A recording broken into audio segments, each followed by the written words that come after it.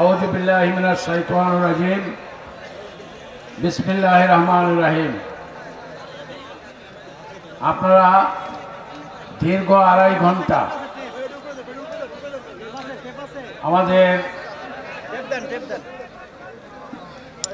আব্দুর রাজ্জাক বিন ইউসুফ ওনার 2 সন্তান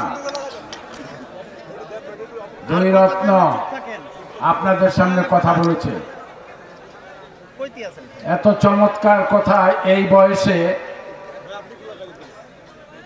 আমার এই 70 বছর বয়সে আমি এত চমৎকার কথা এই বয়সের ছেলেদের কাছ থেকে শুনি নাই।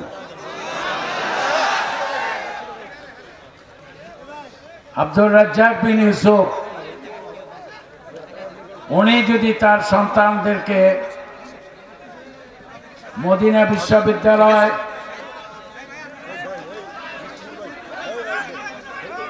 কিং ফয়সাল বিশ্ববিদ্যালয়ে লেখাপড়া করিয়ে এত চমৎকার কথা আমাদের এই পূর্বচন্দ্রা এসে শোনাতে পারেন, আমি অনুরোধ করব, এখানে হাজার হাজার লোক হয়েছেন, যদি 5,000 লোক হয়ে থাকেন আপনাদের 10,000 কান আছে। 10,000 কান দিয়ে আপনি এই কথাগুলো শুনছেন। এগুলি কি ভালো কথা না খারাপ কথা? এই ভালো কথাগুলো আমরা শুনেছি, এই শোনা পর্যন্ত এখান থেকে যখন চলে যাব এটার মনে রাখবো না, তাই না? কি মনে রাখবেন? অবশ্যই মনে রাখতে হবে। আরেকটি কথা, আমি কথা বাড়াবো না, আমি আরেকটি কথা বলতে চাই। এই আব্দুর রাজ্জাক বিন ইউসুফ অনেক বড় জানার লোক। গত বছর এখানে যারা ওনার কথা শুনতে এসেছিলেন, গতবারের পরিবেশ আর আজকের পরিবেশ কি একরকম মনে হয়? শত শত পুলিশ ঘেরাও করে ওনার কথা আমরা শুনেছিলাম। অনেক অনেক উলামা একরামগণ আমার কাছে এসেছেন, একসাথে 40 জন। আমি ওই দিনও বলেছিলাম যে ওনাকে ওয়াজ করতে যাওয়া যাবে না। আমি বললাম যে কেন দেওয়া যাবে না ওয়াজ করতে? উনি আল্লাহ রসুলের কথা বলবেন, কোরআন এবং সুন্নাহর কথা বলবেন, আপনারাও বলেন, আপনারা শুনেন।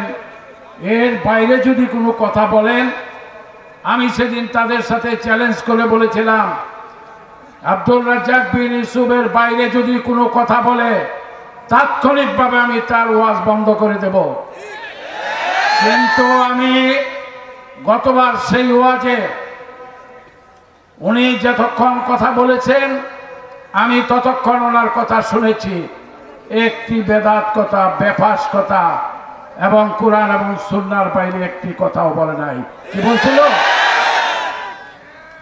বলে নাই বলে আজকে যখন এই আব্দুর রাজ্জাক বিন ইউসুফের নাম শুনেছেন, গতবারের চেয়ে 3 গুণ বেশি মানুষ হয়েছেন, হন নাই? আশা করি আগামীতে এই মাঠে উনি যখন আসবেন, আমি অনুরোধ করব ওনার 2 এই সুসন্তানকে উনি নিয়ে আসবেন। কথা না বলালে ওনার ওই 2 সন্তানের চেহারাটা আমরা একটু দেখবো, কি বলেন? এবং আগামীতে এইখানে যখন কথা হবে তখন এই মাঠে যাতে জায়গা না হয় সেই পরিমাণ লোক আমরা এখানে আসবো, কি বলেন? আমি কথা বাড়াতে চাই না, ওয়াজ শুনেন, চমৎকার কথা বলবে কোরআন এবং সুন্নাহর ভিত্তিতে। 3 ছেলে? আমি তো জানি না যে 3 ছেলে আছে। আমি 2টার কথা জানি, 2টা দাওয়াত দিছি।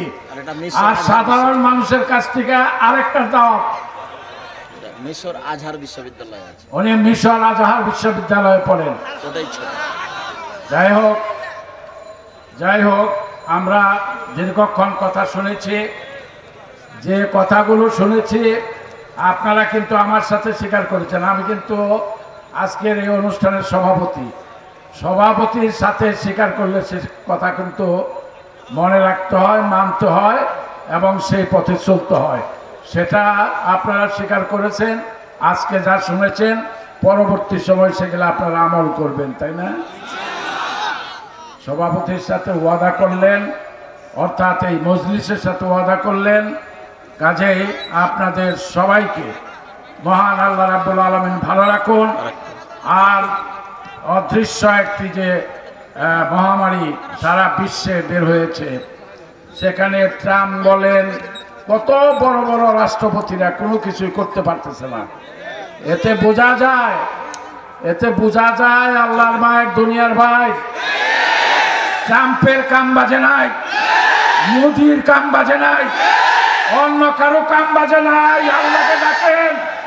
আল্লাহকে ডাকেন, আল্লাহর কাছে ফরিয়াদ করেন, আল্লাহ মুক্তি দিবে, আল্লাহ আপনাদেরকে হেফাজত করবে। সবাইকে ধন্যবাদ। আসসালামু আলাইকুম ওয়া রাহমাতুল্লাহি ওয়া বারাকাতুহু।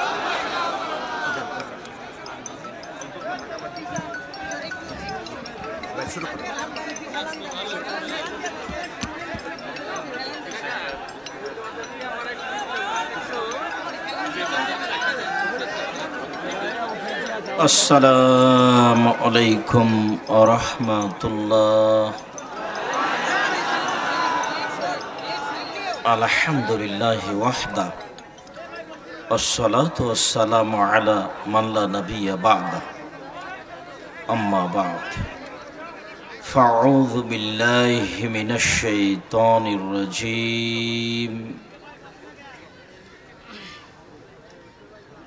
يمحق الله الربا ويربي الصدقات عن جابر رضي الله تعالى عنه قال لعن رسول الله صلى الله عليه وسلم آكل الربا وموكله وكاتبه وشاهديه وقال هم سواء رواه مسلم.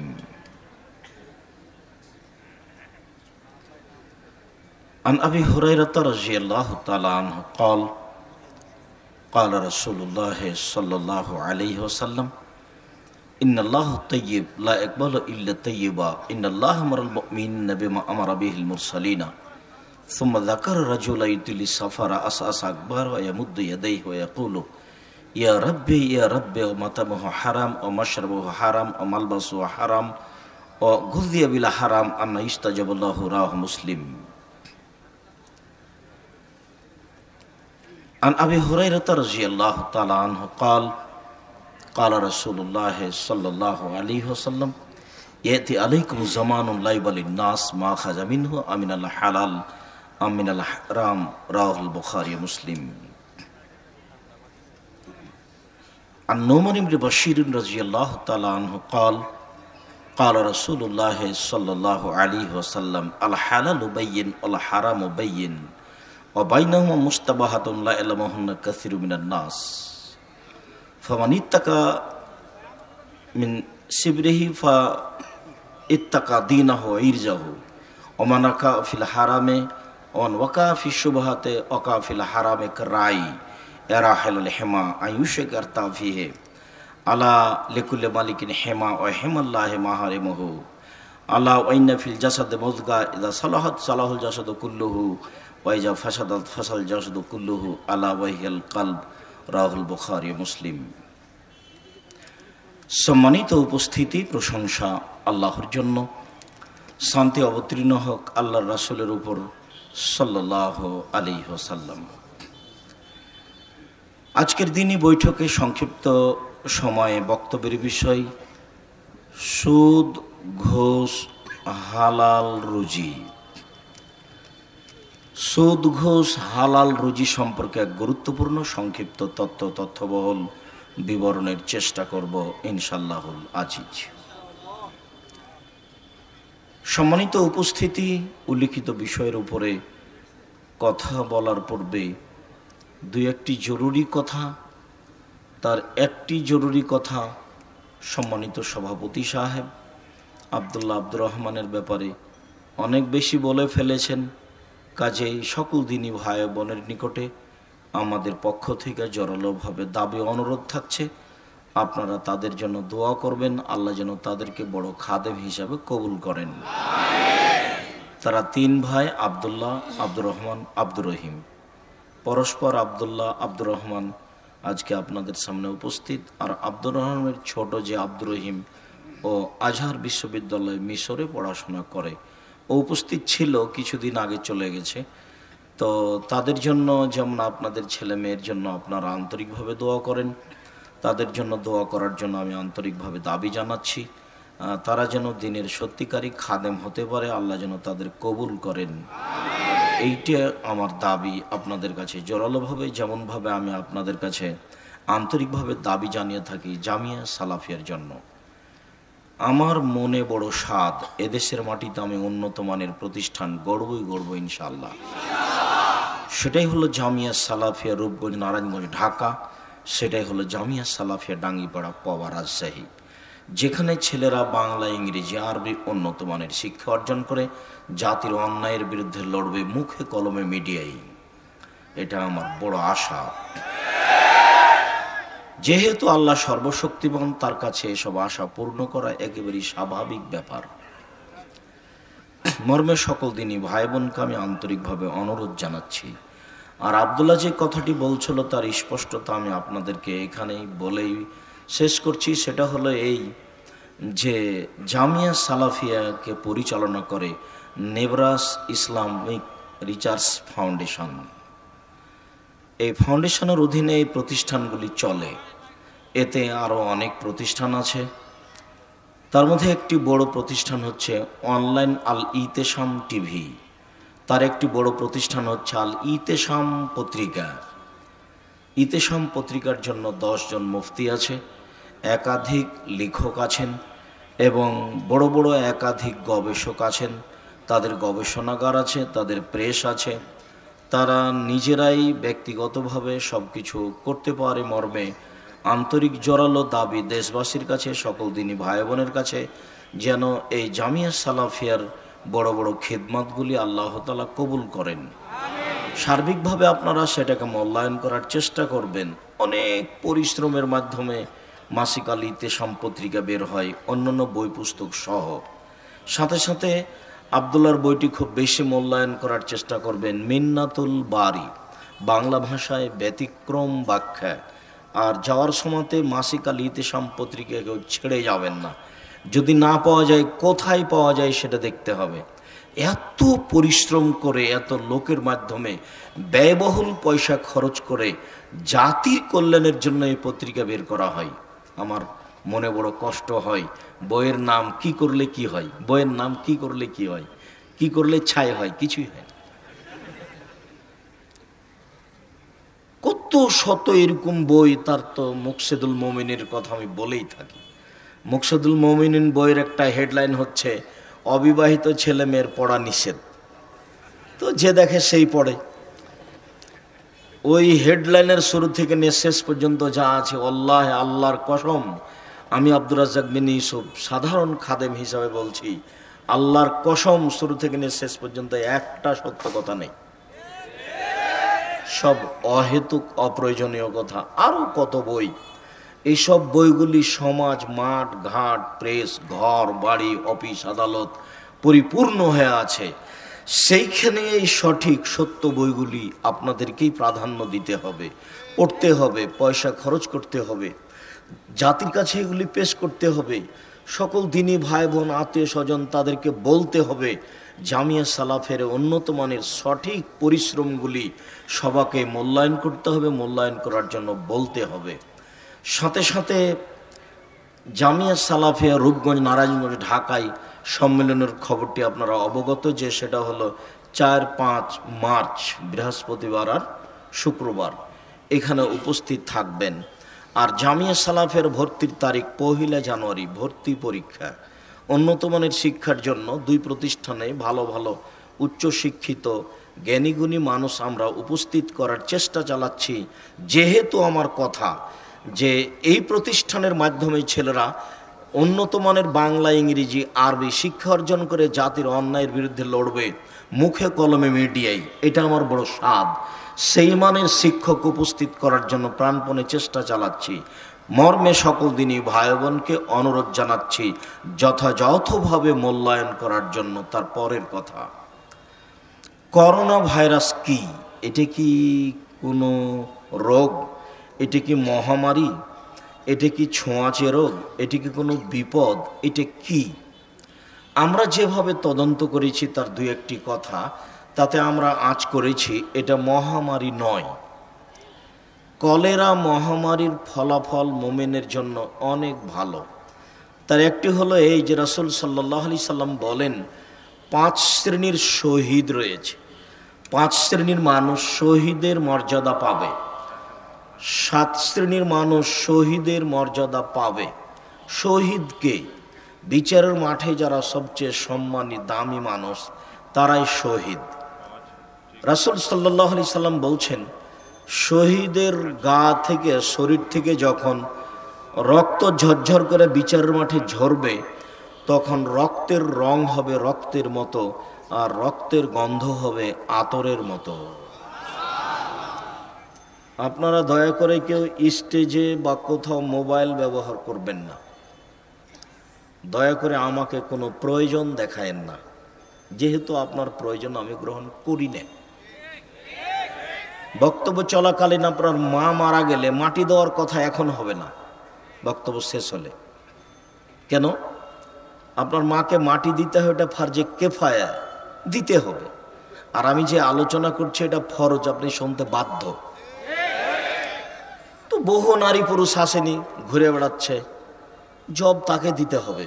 মানুষ আল্লাহ সৃষ্টি করেছেন ভালো মন্দ কর্ম নিয়ে দুনিয়া থেকে চলে যাবে। পৃথিবী একদিন ধ্বংস হবেই, আজ হোক আর কাল হোক। মরণ যেমন আসে সত্য, কিয়ামত একদিন আসবে এটাও সত্য। মরণ যেমন আসে সত্য, কিয়ামত একদিন আসবে এটাও সত্য। অতএব অল্প সময়ের জন্য নিজেকে মূল্যায়ন করার জন্য অনুরোধ জানাচ্ছি। একমাত্র আল্লাহর দিনকে উঁচু করার জন্য যারা শহীদ হয় তারাই মূলত শহীদ। এছাড়া যারা পৃথিবীতে শহীদ হয় মর্মে হাজারো মানুষ বলছে হাজারো শহীদ, লক্ষ শহীদ, এগুলো মানুষের কথা মাত্র।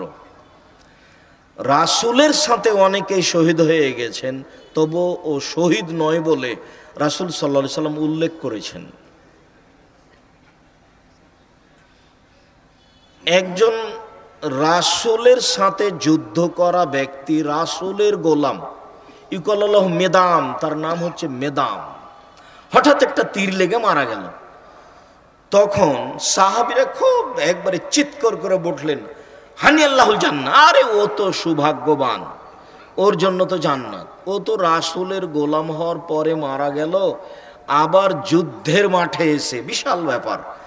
তখন আল্লাহ রাসূল বলছেন, না কাল্লা, কখনো নয়, আমি ওকে দেখছি জাহান্নামের আগুন তাকে ধরার জন্য লাফাচ্ছে। তো রাসূলের সাথে থেকে শহীদ হয়ে গেল।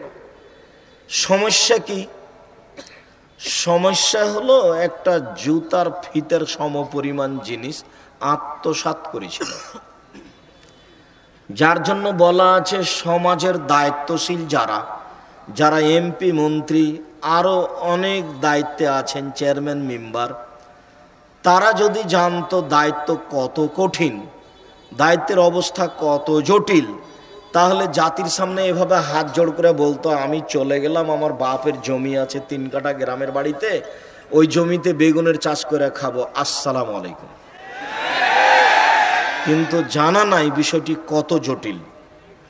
রাসূল সাল্লাল্লাহু আলাইহি সাল্লাম বলছেন, মান উল্লিয়া বেসনাইন, কাউকে যদি 2 জনের দায়িত্বশীল করে দেওয়া হয়, 2 জন, সাধারণত এলাকার একজন চেয়ারম্যান দায়িত্বশীল হন অন্তত 20,000, 25,000, 30,000, 50,000 মানুষের একজন চেয়ারম্যান।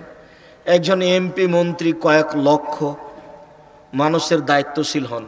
আল্লাহ নবী বলছেন, যাকে 2 জনের দায়িত্বশীল করে দেওয়া হলো ফাকাদ জবেহা বেগারে সিকিন, তাকে ছুরি ছাড়াই জবে করে দেওয়া হলো। ছুরি ছাড়া মানুষকে জবে করা যায়? জবে কথাটা বললে ছুরি লাগবে, আর নাহলে গুলি করে মারতে হবে। তো তাকে ছুরিবিহীন জবে করা হলো মানে কি? যদি সত্যই দায়িত্ব পালন করে তাহলে ইহকাল যাবে, টিকতে পারবে না। উমারও পারেননি, উমারকে মানুষ মেরে দিয়েছে সলাতের মধ্যে, নামাজের মধ্যে। সে কি উমার যে রাস্তা দিয়ে হাঁটতেন সে রাস্তা দিয়ে শয়তান হাঁটতো না। উমার তুমি যে রাস্তা দিয়ে হাঁটো ওই রাস্তায় শয়তান হাঁটে না। আল্লাহ রাসূল একদিন সকালে বলছেন, উমার শোনো, আমি যখন জান্নাতে ঘুরছিলাম তখন দেখলাম একটা ঘর, খুব ঝকঝকে টকটকে ঘর। তার বাহির দেখে অবাক হয়ে গেলাম, ভিতরই বা কত সুন্দর। তো পাশে একজন বৃদ্ধা মহিলা, আমি বললাম বলতে পারো এই ঘরটা কার? তো মহিলা বলছে এটা উমারের ঘর। তখন আমার একটা স্বাদ হলো যে মনে হয় একটু ভেতরটা দেখি, কিন্তু আমার একটা ইতস্তবোধ হলো এত বড় মানুষের ঘরে ঢুকবো কি করে। মানে আল্লাহর নবী এই কথা বলছেন যে আমি এত বড় মানুষের ঘরে ঢুকবো কি করে। উমারের আত্মমর্যাদাকে আল্লাহ রাসূল হিসাব করছেন, না না না না, এত বড় মানুষের ঘরে ঢোকা যাবে না। তো ঢুকলেন না। সকালে এখন উমারের সামনে বলতে উমার বলছেন, আল্লাহ রাসূল আপনি আমার আত্মমর্যাদাকে হিসাব করেন। এই কথা বলতে বলতে উমার কাঁদতে লাগলেন, দুই চোখের পানি ঝরঝর করে ঝরতে লাগলো। উমার কত বড় মানুষ, তারপরে উমার মানুষের হাতে মায়ের খেয়ে দুনিয়া থেকে চলে গেলেন, টিকতে পারলেন না। উমারের নেতৃত্ব টিকে না, হক বড় কত কঠিন। আর যদি না হক ভাবে চলে তাহলে পরকাল গেছে, ও তো জাহান্নামে চলেই গেছে। দায়িত্ব পালন করতে গিয়ে যদি এক ছটা গম 150 গ্রাম গম 19-20 হয়ে যায়, তাহলে বিচারের মাঠে তাহাজ্জুদ দিয়ে টিকা যাবে না। একটা টিন, একটা কম্বল, শেখ সাহেবের কথা শুনেছি মানুষের মুখে, আমরা তো ওইসব জানি না, যে জনগণ হলো 7 কোটি আর কম্বল নিয়ে আসলাম 7.5 কোটি। তো মানুষ যদি একটা টিন আত্মসাৎ করে তাহলে টিনটা বিচারের মাঠে তার কাঁধে তুলে দেওয়া হবে এবং সেটা টিন নিয়েও ঘুরতে থাকবে যতদিন পর্যন্ত বিচার না হচ্ছে। কতদিন পর্যন্ত তার বিচার চলবে আল্লাহ ভালো জানে। আর আপনাদেরকে বলা আছে যে একদিন সমান 50,000 বছর, যদি 3 দিন বিচার লেট হয় তাহলে 1.5 লক্ষ বছর ঘুরতে হবে। আর সাধারণ মানুষ, ধনী মানুষের 50,000 বছর আগে, 500 বছর আগে জান্নাতে যাবে। একদিন সমান যদি 50,000 বছর হয় তাহলে 500 বছর সমান কত, আমি কি দিয়ে বুঝাই আপনাকে এটা। এরপরে আল্লাহ রাসূল ভালো মানুষের বিচারের সময়সীমা কতটুকু উল্লেখ করেছেন। এই ছেলে, আর একজনের গায়ে হাত দিয়ে বসে আছো, দিনরাত বক্তব্য শুনে মনে থাকে না? মনে থাকে না কেন? একজন ভালো মানুষের বিচারের সময় কতটুকু? 1 ওয়াক্ত সালাতের সমান। ধরে নি 3 মিনিট থেকে 5 মিনিট, 5 মিনিট থেকে 7 মিনিট। একজন ভালো মানুষের বিচারের সময়সীমা কতটুকু? 1 ওয়াক্ত সালাতের সমান। আর একজন ভালো মানুষের কবরে থাকার সময়সীমা কতটুকু? বাসর রাতের সমান। তো বাসর রাতে যদি লোকটা স্বামী স্ত্রীরা 2টায় ঘুমিয়ে থাকে, 5টায় উঠে যাবে তাহলে 3 ঘন্টা। যদি 4টায় উঠে যায় তাহলে 2 ঘন্টা। মানুষের কবরের সময়সীমা ভালো মানুষের প্রায় 2 ঘন্টা, অথচ মারা গেছে আজ থেকে নিয়ে 50,000 বছর আগে। আজ থেকে নিয়ে প্রায় 5,500 বছর পূর্বে ইরাকের ব্যাবিলন শহরের উর নামক গ্রামে ইব্রাহিম আলাইহিস সালাম জন্মগ্রহণ করেন। তিনি যে কুরবানি চালু করেছিলেন সেই কুরবানি আমাদের কুরবানি। আজ থেকে নিয়ে প্রায় 10,000 বছর পূর্বে ভারত, বাংলাদেশ, পাকিস্তানের নেতা ছিল দাব সালিম, স্বৈরাচারী শাসক দাব সালিম। তার একজন মন্ত্রী ছিল ফায়লা সুফা। সম্মানিত দিনী ভাই বোন, বলছিলাম মানুষ জানে না দায়িত্ব কত কঠিন। এমনিতেই মানুষকে বলে দিল এ হলো শহীদ। একমাত্র আল্লাহ তাআলার দ্বীনকে উঁচু করার জন্য যারা মারা যায় তারাই হলো শহীদ। শরীর থেকে রক্ত ঝরবে বিচারের মাঠে, রক্তের রং হবে রক্তের মতো আর রক্তের গন্ধ হবে আতরের মতো, সে হলো শহীদ। আরো আছে 4-5 প্রকার শহীদ। তার একটি হলো কেউ যদি ডুবে মারা যায় সেও শহীদ, কেউ যদি আগুনে জ্বলে পুড়ে মারা যায় সেও শহীদ, যদি পেট ব্যথায় মারা যায় সেও শহীদ, কেউ যদি মহামারী কলেরায় মারা যায় সেও শহীদ, কোনো মহিলা যদি বাচ্চা প্রসব হতে মারা যায় সেও শহীদ।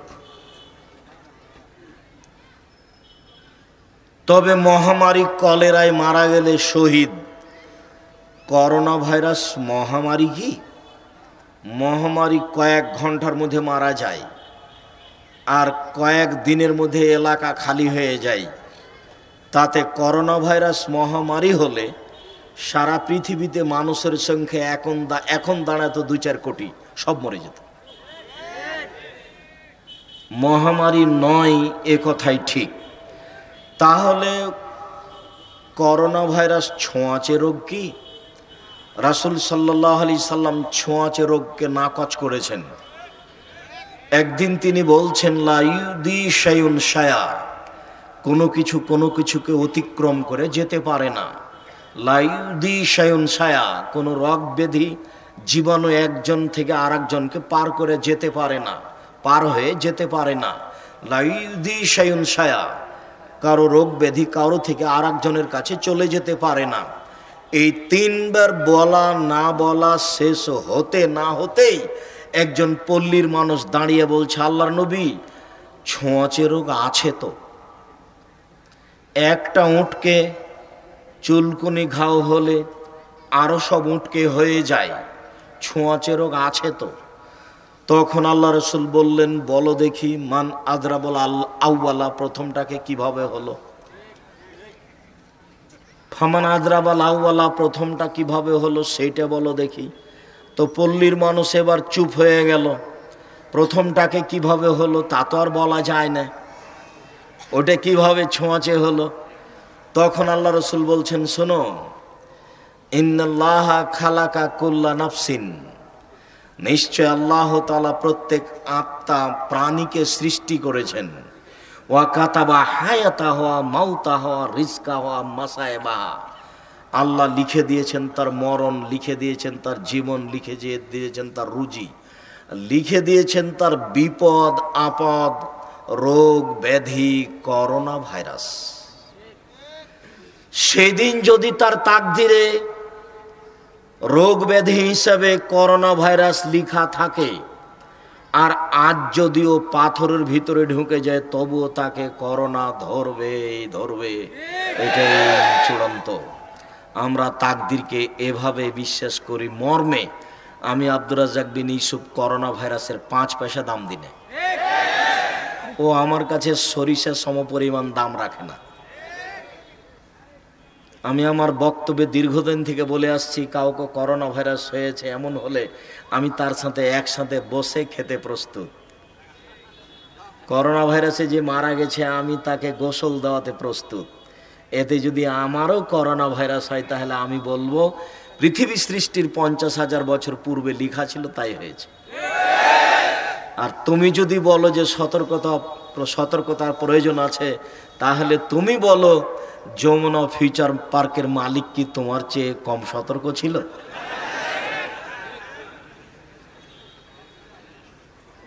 দেখো, পৃথিবী খুব নিরুপায় জায়গা। পৃথিবী মানুষের কাছে অনেক নিরুপায়, বিচারের মাঠ তাহলে আরো নিরুপায়। পৃথিবী মানুষের কাছে নিরুপায়। তুমি দেখবে, তুমি যদি দেখতে চাও তাহলে দেখতে পারো খুলনার অঘোষিত সম্রাট এরশাদ শিকদার।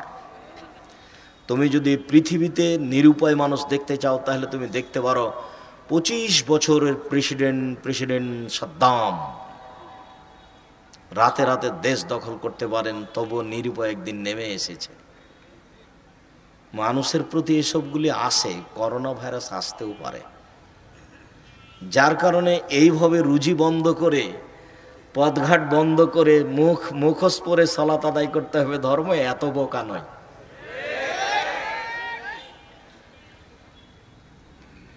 মুখোশ পরে সালাত আদায় করা যাবে না, মাস্ক পরে সালাত আদায় করা যাবে না। কাবা ঘর কেন, সারা পৃথিবীর পুরুষ নারী সবাই যদি বলে যে মাস্ক পরে সালাত আদায় করতে হবে, তবুও তা বাতিল হবে। কেন? রাসূল সাল্লাল্লাহু আলাইহি ওয়াসাল্লাম নাকচ করেছেন। রাসূলুল্লাহ সাল্লাল্লাহু আলাইহি সাদলে আয়ুগাত্তে রাজুল ফাহু, সলাতের সময় টাকনুর নিচে কাপড় ঝোলাতে আর মুখ ঢাকতে আল্লাহ রাসূল নিষেধ করেছেন। অতএব যতদিন পর্যন্ত মুহাম্মদ সাল্লাল্লাহু আলাইহি সাল্লাম আবার পৃথিবীতে না আসছেন এবং না বলছেন পৃথিবীর মানুষ তোমরা এখন মাস্ক পরে সালাত আদায় করতে পারো, এই ঘোষণা যতদিন পর্যন্ত আল্লাহর নবী না দিচ্ছেন ততদিন পর্যন্ত পৃথিবীর কোনো মানুষ মাস্ক পরে সালাত আদায় করতে পারে না। যেহেতু মুহাম্মদ সাল্লাল্লাহু আলাইহি সাল্লাম কিয়ামত পর্যন্ত আর কোনোদিন আসবেন না, কাজে এই সিদ্ধান্তটা আর কোনোদিন পরিবর্তনও হবে না। মানুষ মরলে মসজিদেই মরুক, মাঠে মরার চেয়ে। অবাক কথা, মসজিদে লাল কালি দেওয়া আছে, এখানে একজন 3 ফুট দূরে। রাসূল সাল্লাল্লাহু আলাইহি সাল্লাম সালাতে দাঁড়ানোর ব্যাপারে যত সতর্ক ছিলেন, রাসূল সাল্লাল্লাহু আলাইহি সাল্লাম সালাতে দাঁড়ানোর ব্যাপারে যত কথা বলেছেন, ধর্মের আর কোন জায়গাতে এত গুরুত্ব সহকারে বলেছেন তা আমার জানা নেই। তিনি 23 বছরের জীবনে কোনো একদিন কোনো এক ওয়াক্ত সালাত মুসল্লির দিকে মুখামুখি না হয়ে প্রাচীরের মতো হয়ে দাঁড়ান, কাতার সোজা করুন, ফাঁকা বন্ধ করুন, প্রাচীরের মতো হয়ে দাঁড়ান, ফাঁকা বন্ধ করুন, কাতার সোজা করুন। ওই যে দেখছি 2 জনের ফাঁকা দিয়ে শয়তান প্রবেশ করছে ছাগলের বাচ্চার মতো। মান সাদ্দা ফুরজাতান বানাল্লাহু লাহু বাইতান ফিল জান্নাহ, যে 2 জনের ফাঁকা বন্ধ করবে আল্লাহ তার জন্য জান্নাতে ঘর বানাবেন। এইরকম কথা না বলে তিনি তার জীবনে কোনো একদিন কোনো এক ওয়াক্ত সালাত আদায় করেছেন, এটা যদি প্রমাণ হয়ে যায়, আমি আব্দুর রাজ্জাক বিন ইউসুফ আর জীবনে কোনোদিন বক্তব্য দেব না।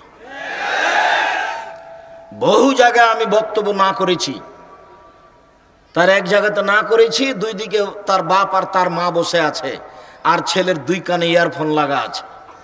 এই বাপ মাকে যদি আমি অশিক্ষিত প্রমাণ করতে না পারি, আমি জাতির সামনে বক্তব্য দিব না। হেডমাস্টার চেয়ারে বসে আছেন, মেয়ে নাচছে, হেডমাস্টার দেখছেন আমার মেয়ে কেমন নাচছে।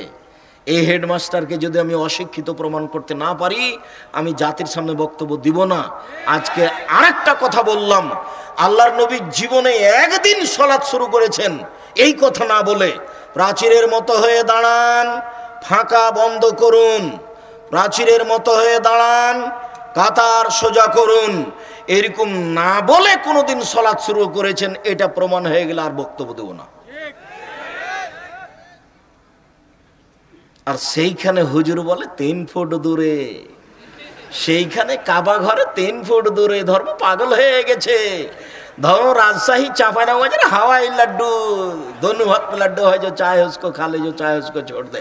ভুল হিসাব। কাবা ঘর কেন? কিয়ামত পর্যন্ত যদি কাবা ঘরে আর কোনোদিন পাশাপাশি না দাঁড়াই, তবুও তা বৈধ হবে না, তা নাজায়েজ, তা হারাম। কিয়ামত পর্যন্ত মানুষকে পায়ের সাথে পা প্রাচীরের মতো হয়ে মিলিয়ে দাঁড়াতে হবে, এটাই চূড়ান্ত। এর বিকল্প পথ পন্থা কিয়ামত পর্যন্ত গ্রহণীয় হবে না।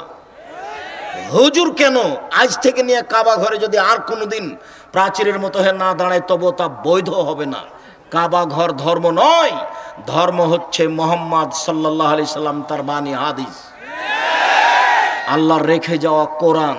যে কোরআন বারবার বোঝার জন্য আব্দুর রহমান আপনাদের সামনে বলছিল ও আপনাদের অনুভূতির উপরে বারবার আঘাত করতে চাচ্ছিল যে একটু অনুভূতি পরিবর্তন করেন, একটু কোরআন পড়ার চেষ্টা করেন। বিশাল কিছু।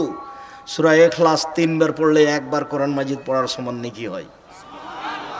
মানুষ একটু ভাবে না, প্রয়োজনও মনে করে না। সম্মানিত দিনী ভাই বোন, তাহলে করোনা ভাইরাস যদি ছোঁয়াচে রোগ না হয়, তাহলে এটা কি? তাহলে এটা বিপদ, তাহলে এটা বালা, তাহলে এটা মুসিবত। মানুষের উপরে বালা মুসিবত আসে, তাহলে কি করতে হবে? তো রাসূল সাল্লাল্লাহু আলাইহি সাল্লাম থেকে যা পাওয়া যায় তাই করতে হবে। চন্দ্রগ্রহণ লেগেছে, সূর্যগ্রহণ লেগেছে, বিপদ, চলো চলো চলো চলো, দৌড়াও দৌড়াও, দেখি আল্লাহ রাসূল কি করেন। দৌড়িয়ে গিয়ে দেখছেন আল্লাহ রাসূল সালাত শুরু করেছে। তিনি সালাতের এক পর্যায়ে বলছেন, শোনো, চন্দ্রগ্রহণ, সূর্যগ্রহণ বিপদ, এটা আল্লাহর ক্ষমতা, আল্লাহ তার ক্ষমতাকে গুটিয়ে ধরেছেন, তোমরা সতর্ক হও। এখন বিপদ থেকে বাঁচার জন্য 1 সালাত আদায় করো, 2 দোয়া করো, 3 দান খায়রাত করো, 4 জিকির আজকার করো, 5 ক্ষমা চাও, ইস্তেগফার, আস্তাগফিরুল্লাহ ওয়া আতুবু ইলাইহি। এই 5টা করতে হলে রাস্তাঘাট বন্ধ করে, যমুনা ব্রিজ বন্ধ করে করবেন না মসজিদে গিয়ে করবেন? মসজিদে বলে দিয়েছে যে জুমার সালাতে 10 জন আর 5 ওয়াক্ত মসজিদে 5 জন। ইমাম সাহেব ঠেকাচ্ছে, ঢুকবেন না ঢুকবেন না ঢুকবেন না। আবার কত কি তার কোনো হিসাব নাই। মানে শরীয়তের সাথে সব অন্যায়। ব্যাংকে লাইন লেগে সবাই টাকা নিচ্ছে, আর ঢাকা শহরে একজন আরেকজনের গায়ের উপরে চড়ে আছে, সেইটা চলে। আর মসজিদে 3 ফুট দূরে ধর্ম পাগল হয়ে গেছে। ধর্ম পাগল হয়নি, এই 3য় শ্রেণীর হুজুরই পাগল হয়েছে। এ কথাই চূড়ান্ত। এই কথার বিকল্প কোনো কথা কোনো মায়ের বেটা কিয়ামত পর্যন্ত প্রমাণ করতে পারবে না। আমি আব্দুর রাজ্জাক বিন ইউসুফ বলছি, রাসূল সাল্লাল্লাহু আলাইহি ওয়াসাল্লাম চূড়ান্ত ভাবে বলেছেন প্রাচীরের মতো দাঁড়াতে হবে, এটাই চূড়ান্ত। এমন কোনো বিপদ পৃথিবীতে নাই যে বিপদের কারণে মসজিদ বন্ধ হতে পারে। এমন কোনো বিপদ যদি প্রমাণ হয়ে যায় যে বিপদের কারণে মসজিদ বন্ধ হতে পারে, আমি আব্দুর রাজ্জাক বিন ইউসুফ আবার আরেকটা কথা বাড়ালাম, আমি সেদিন থেকে আর বক্তব্য দিব না। মসজিদ বন্ধ করতে হবে, মসজিদে তালা মারতে হবে বিপদের জন্য। অবাক কথা, ধর্ম মানুষের কাছে পাগল হয়ে গেছে, ধর্ম দেশের সরকারের কাছে চলে গেছে। অসম্ভব তা হতে পারে না। ধর্ম জাতির কাছে থাকবে, যে ড্রেনে পড়ে আছে তার কাছে ধর্ম আছে, যে পেশাব পায়খানার ঘরে উল্টে পড়ে আছে তার কাছে ধর্ম আছে। পৃথিবীর প্রত্যেকটা মানুষের কাছে ধর্ম আছে। সে মাঠে থাক, জঙ্গলে থাক, সে রাসূল সাল্লাল্লাহু আলাইহি সাল্লামের নীতিতে আল্লাহকে ডাকতে পারে, এই অধিকার তার আছে। পৃথিবীতে কোনোদিন ধর্ম কারোর কাছে গিয়ে গুটিয়ে যাবে না। সম্মানিত দিনী ভাই বোন, আমি কথাটা জোর করে এই জন্য বলতে চাইলাম যে অবাক হতে হয়। রাসূল সাল্লাল্লাহু আলাইহি সাল্লাম বলছেন যে মানুষ সকালে থাকবে মুমিন, বিকালে হবে কাফের। হাদিসগুলো বুঝতে পারতাম না এটা হয় কি করে। অনেক হাদিস, মানুষ সন্ধ্যায় থাকবে মুমিন আর সকালে হয়ে যাবে কাফের, এটা হয় কি করে? মানুষের ঈমান পরিবর্তন হয়ে গেছে। মানুষ মাস্ক দিয়ে করোনাকে ঠেকাবে। মাস্ক দিয়ে যদি করোনাকে ঠেকাতে হয় তাহলে এটা শিরক। আর যদি বিপদ মনে করে করোনাকে ঠেকাতে হয় তাহলে রাসূল সাল্লাল্লাহু আলাইহি সাল্লামের পদ্ধতিতে পবিত্রতা অর্জন করতে হবে, আর এইসব দোয়া তাসবিহ জিকির আজকার দান খেরাত করতে হবে। আপনি তো রাসূল সাল্লাল্লাহু আলাইহি সাল্লামের পবিত্রতা কোনোদিন দেখেননি। পেশাব পায়খানা করে এসে অজু করতে বসলেন, তো পেশাব পায়খানা করে উঠার সময় পানি খরচ করলেন। আচ্ছা, পানি খরচ করে পবিত্রতা অর্জন করার পরে দেখেন তো হাতে কি পায়খানা লেগে আছে? নাই তো। তারপরে আপনাকে সাবানে মাটিতে মাজতে হবে কেন? রাসূল বলেছেন পবিত্রতার ব্যাপার আছে, জীবাণু আছে, আপনি দেখতে পাচ্ছেন না। এরপরে এইভাবে হাত মাজার পরে আপনি অজু করছেন, তো অজুতে কবজি পর্যন্ত 3 বার ধৌত করছেন, 3 বার ভালো করে অজু। তো 3 বার ধৌত করলেন, কিন্তু কোনই পর্যন্ত কিছুক্ষণ পরে ধুইবেন। তো কোনই পর্যন্ত ধোয়ার সময়তে তো কবজি ধোয়া পড়বেই, তাহলে আগেই কবজি পর্যন্ত ধুইতে হলে কোনো ধর্ম কি তাহলে উলট পালট হয়ে গেছে? না একটা বেকার ফালতু কাজ করতে ধর্ম বলে? রাসূল সাল্লাল্লাহু আলাইহি সাল্লাম বললেন একটু পরে কবজি ধোয়া পড়বে না, তা আগেই কবজি পর্যন্ত ধুইতে বললেন কেন? শোনেন, জীবাণুর ব্যাপার হাতে থাকতে পারে, হাতকে আগে উপযুক্ত হতে হবে। হাতে পানি নিয়ে যেন মুখে দেওয়া যায়, তাহলে হাতকে আগে উপযুক্ত হতে হলে হাতকে কবজি পর্যন্ত ভালো করে ধুইতে হবে। এবার আপনি এই হাতে পানি নিয়ে মুখে দেন। এখন এই হাতটা মুখে পানি দেওয়ার উপযুক্ত হয়েছে, এটা হলো পবিত্রতা, এরই নাম উজু। অবাক কথা, আমি মরা মানুষকে গোসল দিলাম, আমার কি হলো যে আমাকে গোসল করতে হবে? আল্লাহ রাসূল বলছেন মরা মানুষকে যে গোসল দিল তাকেও গোসল করতে হবে। আমি গোসল করলাম, গোসল দিলাম, আমার কি হলো যে আমাকে গোসল করতে হবে? পারিবারিক স্বামী স্ত্রীর সাথে সাংসারিক জীবনে গেছি তাতে কি হলো? আমাকে গোসল করতে হবে কেন? আমার কি হলো? গোসল করব তাকে অজু করতে হবে কেন? নামাজের অজুর মতো, নামাজের অজুর মতো অজু করে আমাকে গোসল করতে হবে কেন? এগুলি ঘুম থেকে উঠে দাঁত পরিষ্কার করতে হবে কেন? প্রত্যেক সলাতের সময় দাঁত পরিষ্কার করতে হবে কেন? রাতে উঠে তাহাজ্জুদ পড়ার জন্য দাঁত পরিষ্কার করতে হবে কেন? এত পরিষ্কার পরিচ্ছন্নতা কেন? আল্লাহ রাসূল বলছেন, জিবরাইল যত দাঁত পরিষ্কারের কথা বলছেন তাতে মনে হচ্ছে আমি মুখের সামনের দিক ছিলেই ফেলি নাকি। জিবরাইল কয়বার দাঁত পরিষ্কার করেন? জিবরাইল এত বলেন কেন? মোহাম্মদ সাল্লাল্লাহু আলাইহি সাল্লাম যে নূরের তৈরি, তো জিবরাইলও নূরের তৈরি। হ্যাঁ ছেলে, তোমার হুজুর ভুল বলেছেন। যে মোহাম্মদ সাল্লাল্লাহু আলাইহি সাল্লাম নূরের তৈরি নন, যার জন্য উনি মাটির তৈরি, তার মুখে মানবিক গন্ধ আছে। আর জিবরাইল হলেন নূরের তৈরি। নূরের তৈরি, নূর পদার্থের একজন মাটির তৈরি পদার্থের মানুষের কাছে আসলে একটা ব্যাপার আছে, যার জন্য মোহাম্মদ সাল্লাল্লাহু আলাইহি সাল্লাম মাটির তৈরি, মুখে গন্ধ আছে। বলছেন মুখটা পরিষ্কার করেন, মুখটা পরিষ্কার করেন, মুখটা পরিষ্কার করেন। যতবার আসেন ততবার আমাকে দাঁত পরিষ্কার করতে বলেন। তো জিবরাইল কয়বার করেন? জিবরাইল একবারও করেন না। কেন? করা লাগে না। কেন? উনি নূরের তৈরি। আর আমাদের নবী কিসের তৈরি? মাটির তৈরি। এটা স্বাভাবিক, দাঁত পরিষ্কার করাই লাগবে। কেন করতে হবে? পবিত্রতা। মোহাম্মদ সাল্লাল্লাহু আলাইহি সাল্লামের পবিত্রতা দেখলে বুঝতে পারবেন যে মাস্ক আমাকে এভাবে পরা লাগবে কি না। একবারে জোরালোভাবে ঘোষণা, সরকারিভাবে কোনো অফিস আদালতে ঢোকায় নিষেধ। ব্যাংকে ঢুকেছি তো আপনার ওই কি ব্যাংকের ম্যানেজারের সামনে চেয়ার দুটা নেই। তেমন বললাম, ভাই আপনার সামনে যে চেয়ার দুটা থাকে ওটা কি হয়েছে? এখানে বসা যাবে না। দেখি আপনি করোনা ভাইরাস কেমনে ঠেকাতে পারেন। কয়েকদিন পরে দেখছি ও গায়ে করোনা ধরেছে। বলে সাহেব রাসূল সাল্লাল্লাহু আলাইহি সাল্লামের পদ্ধতিতে আসেন, পবিত্রতা সুন্দরভাবে অর্জন করার চেষ্টা করেন। বিপদ যদি করোনা হয় তাহলে 5টা পদ্ধতি। মাঝে মধ্যে 2 রাকাত সালাত আদায় করে আল্লাহর কাছে আশ্রয় চাইবেন, আল্লাহ করোনার মতো বিপদে আমাকে ফেলিও না। 2 দোয়া করবেন, মাঝে মধ্যে হাত তুলে দোয়া করে বলবেন, আল্লাহ করোনার মতো বিপদ আমাকে তুমি ফেলিও না, তোমার দরবারে আমি হাত তুলে প্রার্থনা করছি, তুমি তো খালি হাত ফিরিয়ে দাও না।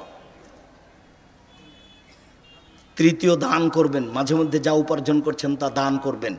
ইবাদতের জগতে সবচেয়ে শক্তিশালী ক্ষমতাধর পাওয়ারফুল ইবাদত হলো দান। দানের মতো ক্ষমতাধর শক্তিশালী পাওয়ারফুল ইবাদত পৃথিবীতে নেই। দান যত আপনার উপকার করতে পারে, হজ তত উপকার করতে পারে না। দান যত উপকার করতে পারে, সিয়াম রোজা তত উপকার করতে পারে না। দান যত আপনার উপকার করতে পারে, সালাত তত উপকার করতে পারে না। দান যত আপনার উপকার করতে পারে, 1 ফোঁটা চোখের পানি যাতে আল্লাহ সবচেয়ে বেশি সন্তুষ্ট হন, সেটাও উপকার করতে পারে না। দান সবচেয়ে শক্তিশালী পাওয়ারফুল ক্ষমতাধর ইবাদত, বালা বিপদ মুসিবতকে দূর করে দিতে পারে, ঠেকিয়ে দিতে পারে, একটা থেকে আরেকটা ঘটিয়ে দিতে পারে। দান করলেন আপনি, আপনার মায়ের কবরের শাস্তি বন্ধ হয়ে গেল। অবাক ক্ষমতা দানের। দানের ক্ষমতা খুব বেশি, অনেক বেশি। বিচারের মাঠে বিচার হতে থাকবে আর দানের ছায়ার তলে আপনি থাকবেন। অন্য কিছু আপনার সামনে এভাবে আসবে না যতদিন পর্যন্ত আপনার বিচার না হচ্ছে। 3 দিন, 3 বছর, 3 মাস, 3 লক্ষ বছর, যা হবে হোক। আব্দুর রাজাক সাহেব বলেছেন 3 দিন যদি লেট হয় তাহলে হবে 1.5 লক্ষ বছর। তো 1.5 লক্ষ বছর যদি আপনার বিচারের দেরি হয় তাহলে 1.5 লক্ষ বছর আপনার ছায়া করে থাকবে দান। ভিন্ন ধরনের ক্ষমতাশীল ইবাদত হলো দান। তা আপনি দান করেন করোনা ভাইরাসকে লক্ষ্য করে। আপনি জিকির আজকার করুন, সুবহানাল্লাহ, আলহামদুলিল্লাহ, আল্লাহু আকবার বলেন। আব্দুল্লাহ একদিন এক বক্তব্যে বলছিল, সেই দিনের আগে আমি ওটা ওভাবে বুঝতে পারিনি। সেটা হলো এই যে ফাতেমা এসেছেন কাজের লোক চাইতে বাপের কাছে। তো দেখলেন যে মোহাম্মদ সাল্লাল্লাহু আলাইহি সাল্লাম বাড়িতে নেই। তো আয়েশাকে বলে গেলেন যে আমি আব্বার কাছে একটা কাজের লোক চাইতে এসেছিলাম, আমার হাতে ব্যথা হয়ে যায়, চাকি জাঁতা টেনে আমার হাতে ব্যথা হয়ে যায়, আমি পারি না, তো একটা কাজের লোক আব্বার কাছে নেওয়ার জন্য এসেছিলাম।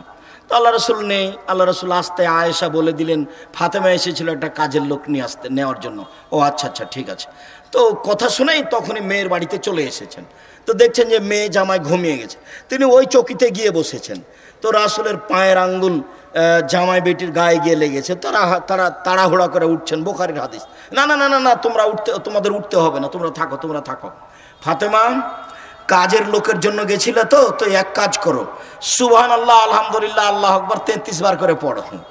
আচ্ছা 33 বার করে আমি তাসবিহ পড়লাম, তো কাজের লোকের কি হলো? ও কি আমার চাকি টেনে দিবে? তিনি এইটা বলে চলে গেলেন। অবাক কথা, এক জিনিস আনতে গেছে বাপে, আর এক জিনিস চাপিয়ে দেয় এই কাজের জন্য। সুবহানাল্লাহ, চাকি টেনে দিতে পারে? আলহামদুলিল্লাহ, চাকি টেনে দিতে পারে? এই দিয়ে চলে গেলেন। শোনেন, মুসা আলাইহিস সালাম বলছেন, আল্লাহ যখন বললেন মুসা ফেরাউনের কাছে যাও, সীমা লঙ্ঘন করেছে, দাওয়াত দাও, তো মুসা আলাইহিস সালাম বলছেন যে আমার মুখে একটু অসুবিধে আছে, আমি তোতলা, কথা বলতে পারি না, আমি তার কাছে যেতে পারবো না। তখন আল্লাহ বলছেন আমি ঠিক করে দিচ্ছি, তুমি দোয়া পড়ো, রব্বি ইশরাহ লি সাদরি ওয়া ইয়াসসির লি আমরি ওয়াহলুল উকদাতাম মিন লিসানি ইয়াফকাহু কাওলি। তুমি এই দোয়া পড়ো, আমি ঠিক করে দিব, তুমি যাও। তুমি না না না, আমি এক থাপ্পড় দিয়ে এক লোককে মেরে ফেলেছিলাম, আমি যাব না, আমার সাহস হয় না, তাহলে আমার ভাইকে দিতে হবে, হারুনকে আমার সাথে। আচ্ছা ঠিক আছে, হারুনকে দিলাম, তো হারুনকে সাথে নিয়ে যাও। বলে তবু আমার ভয় হচ্ছে, ও কি যে বলে আর কি যে করে। আচ্ছা ঠিক আছে, ও যা বলবে আমি তা শুনবো, যা করবে আমি দেখবো, তুমি যাও।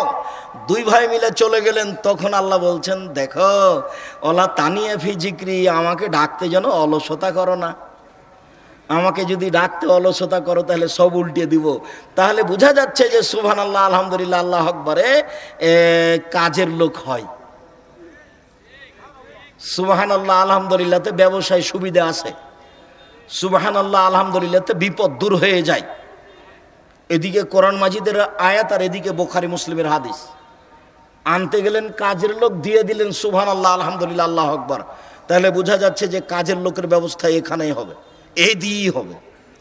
আপনি তাসবিহ তাহলিল জিকির আজকার করেন, করোনা বন্ধ হবে, আপনার কাছে আসবে না। 5 ইস্তেগফার, ক্ষমা, আস্তাগফিরুল্লাহ ওয়া আতুবু ইলাইহি, আস্তাগফিরুল্লাহাল্লাযী লা ইলাহা ইল্লা হুয়াল হাইয়ুল কাইয়্যুম ওয়া আতুবু ইলাইহি, রব্বিগফিরলি ওয়া তুব আলাইয়া ইন্নাকা আনতাত তাওয়াবুল গাফুর, আল্লাহুম্মা আনতা রাব্বি লা ইলাহা ইল্লা আনতা খালাকতানি ওয়া আনা আবদুকা ওয়া আনা আলা আহদিকা ওয়া ওয়াদিকা মাসতাতাতু আউযু বিকা মিন শাররি মা সানাতু আবু আলাকা বিনি'মাতিকা আলাইয়া ওয়া বিযামবি ফাগফিরলি ফাইন্নাহু লা ইয়াগফিরুয যুনুবা ইল্লা আনতা। এটা হচ্ছে ক্ষমা চাওয়ার সর্দার, ক্ষমা চাওয়ার জগতে এটা হলো মূল। সাইয়্যিদুল ইস্তিগফার, ক্ষমা চাওয়ার সর্দার। যত দোয়া আছে ক্ষমা চাওয়ার, তার সবচেয়ে ব্যতিক্রম ভিন্ন ধরনের বিরল দোয়া হলো এই দোয়া, যার নাম সাইয়্যিদুল ইস্তিগফার। মুরব্বিকে সময় দেওয়া আছে 8 দিন, আর তোমার সময় কতদিন আছে?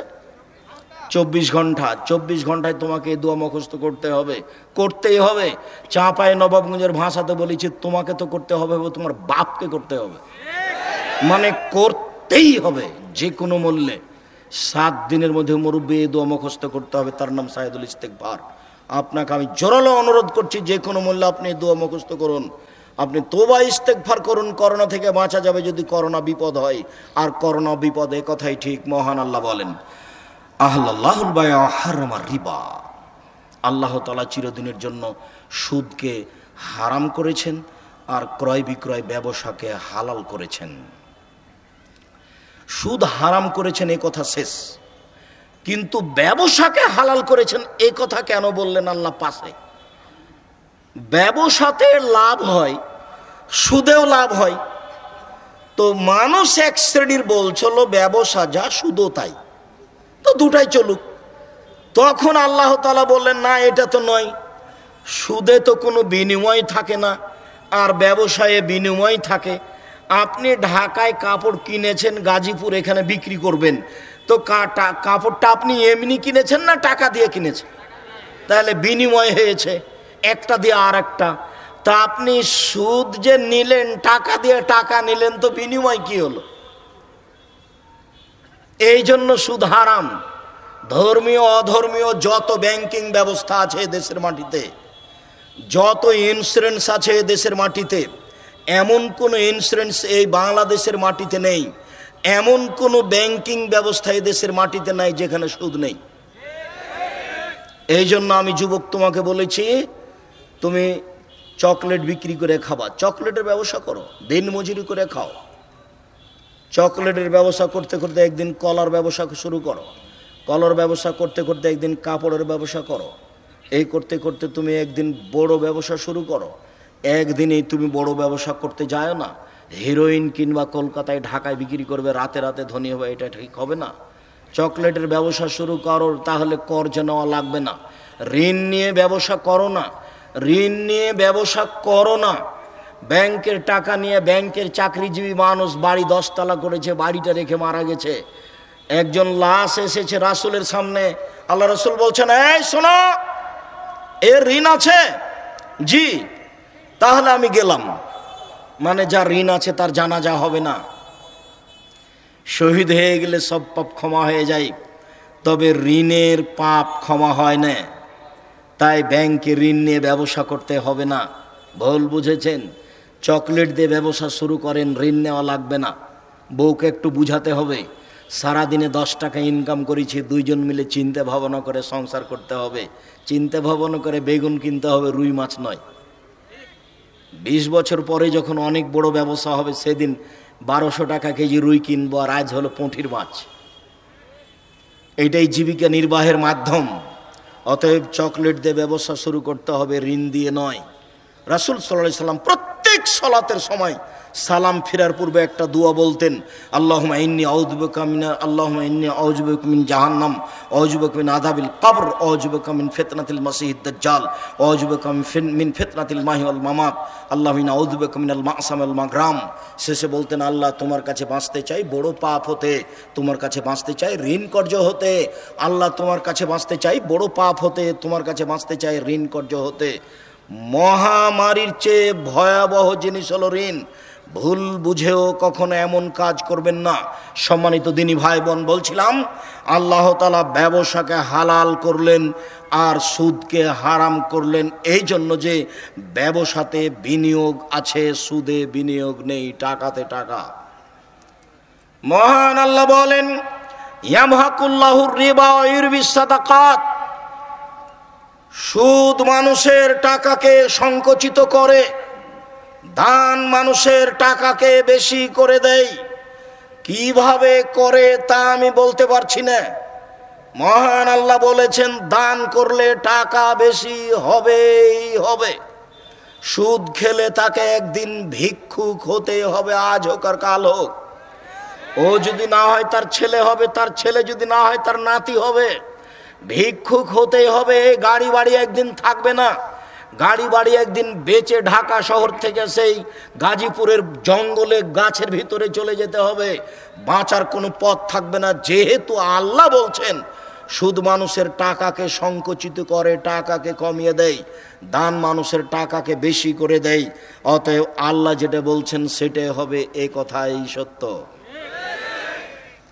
উমামা বাহিলি রাদিয়াল্লাহু তাআলা আনহু বলেন, রাসূল সাল্লাল্লাহু আলাইহি ওয়াসাল্লাম বলেছেন, ইন রিবা ওয়া ইন কাসরা, যদিও সুদে টাকা বেশি হয়, ফাইন্না আকিবাতাহু আল কাল্লা, নিশ্চয় তার ফলাফল হচ্ছে নিঃস্ব।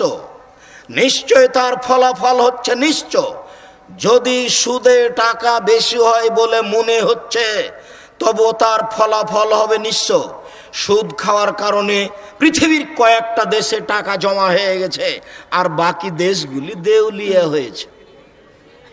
দেখেন আপনি, সুদ খাওয়ার কারণে কয়েকজনের হাতে টাকা চলে গেছে, যাদের নাম আপনারাও জানেন, আর বাকি লোকগুলি নিঃস্ব হয়ে গেছে। আপনাদের গ্রামের এক মহিলা, স্বামী স্ত্রী, ওরা কিস্তিতে টাকা উঠিয়েছিল, এখন নাকি বাড়িটা নিয়ে নিয়েছে।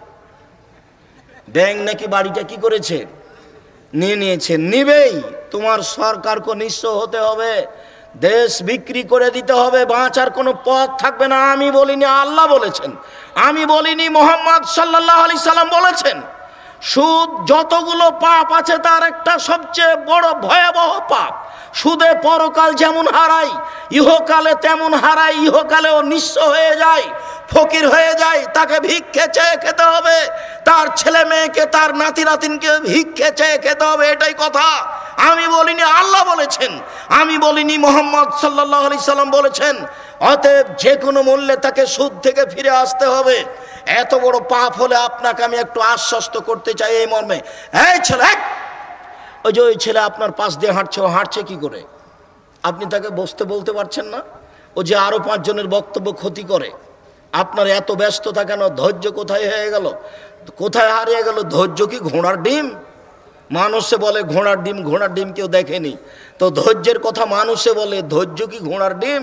আমরা তো এখানে বসে আছি, আমি তো রাজশাহী থেকে এসেছি, আমি তো এতক্ষণ এখানে বসেই ছিলাম, তারপরে আমি কথা বলছি। আপনি আমাকে কি দেখাতে চাচ্ছেন? আপনি আমার দয়া করে আপনার প্রয়োজন দেখাবেন না আমাকে, যেহেতু আপনাকে আমি সারা রাত এখানে বসে রাখবো না। টিভি চালু করে দিয়ে ঘুমিয়ে যান, সকাল 8টা পর্যন্ত টিভি চলতে থাকে, আর এখানে 1 ঘন্টা বসে থাকতে আপনাকে ইতস্তবোধ লাগে, শরম বোধ লাগে? রাস্তায় ঘুরে বেড়াচ্ছে, ওটা আপনার মেয়ে, ও হিন্দুর মেয়ে, জবাব আমি দিব, আমি দিব। কোনো বেটা তুমি দিও, মেয়ে জন্ম দিয়েছো, তুমি জবাব তুমি দিও, আমি দিব কেন? আমি তাকে গার্মেন্টসে চাকরি দিয়েছি নাকি?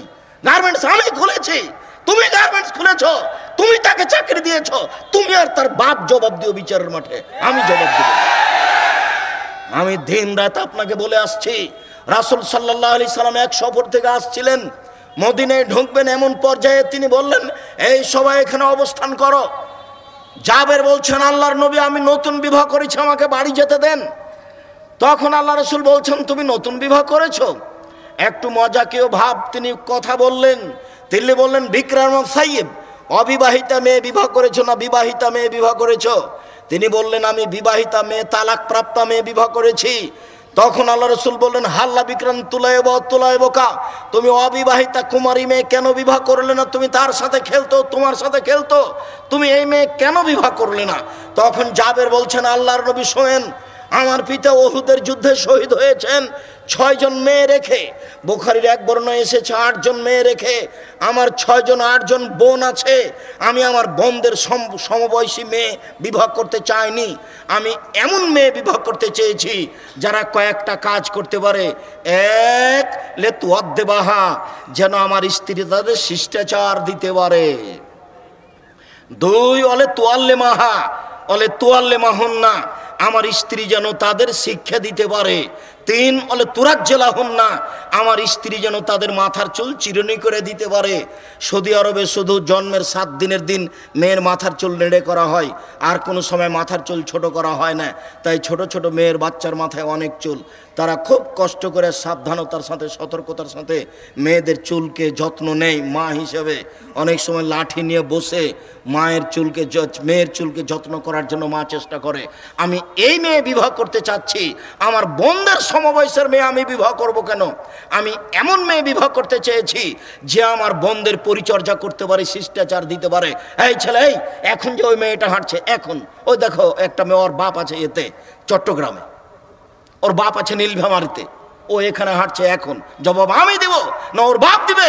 জবাব তুমি দিও, আর ওর বাপ দিতে হবে বিচারের মাঠে। জন্ম দেওয়া বড় কথা নয়, বিচারের মাঠে জবাব দিতে হবে, এটাই হলো বড় কথা। উপার্জনের মধ্যে অর্থ সম্পদ যেমন, ছেলে মেয়ে তেমন। দিন কাটাচ্ছে মাঠে এসে, আর বাপ তাসবিহ পাঠ করছে লন্ডনে, মেয়ে এসেছে এখানে ঢাকা বিশ্ববিদ্যালয়ে পড়ে, আর একজনের সাথে প্রেম করে দিন কাটায়, আর বাপ চলে গেছে তাবলিগে লন্ডনে, ওখানেও তাসবিহ টিপছে। 2 তাসবির বিচার হবে বিচারের মাঠে, অত সহজ নয় বিচারের মাঠ।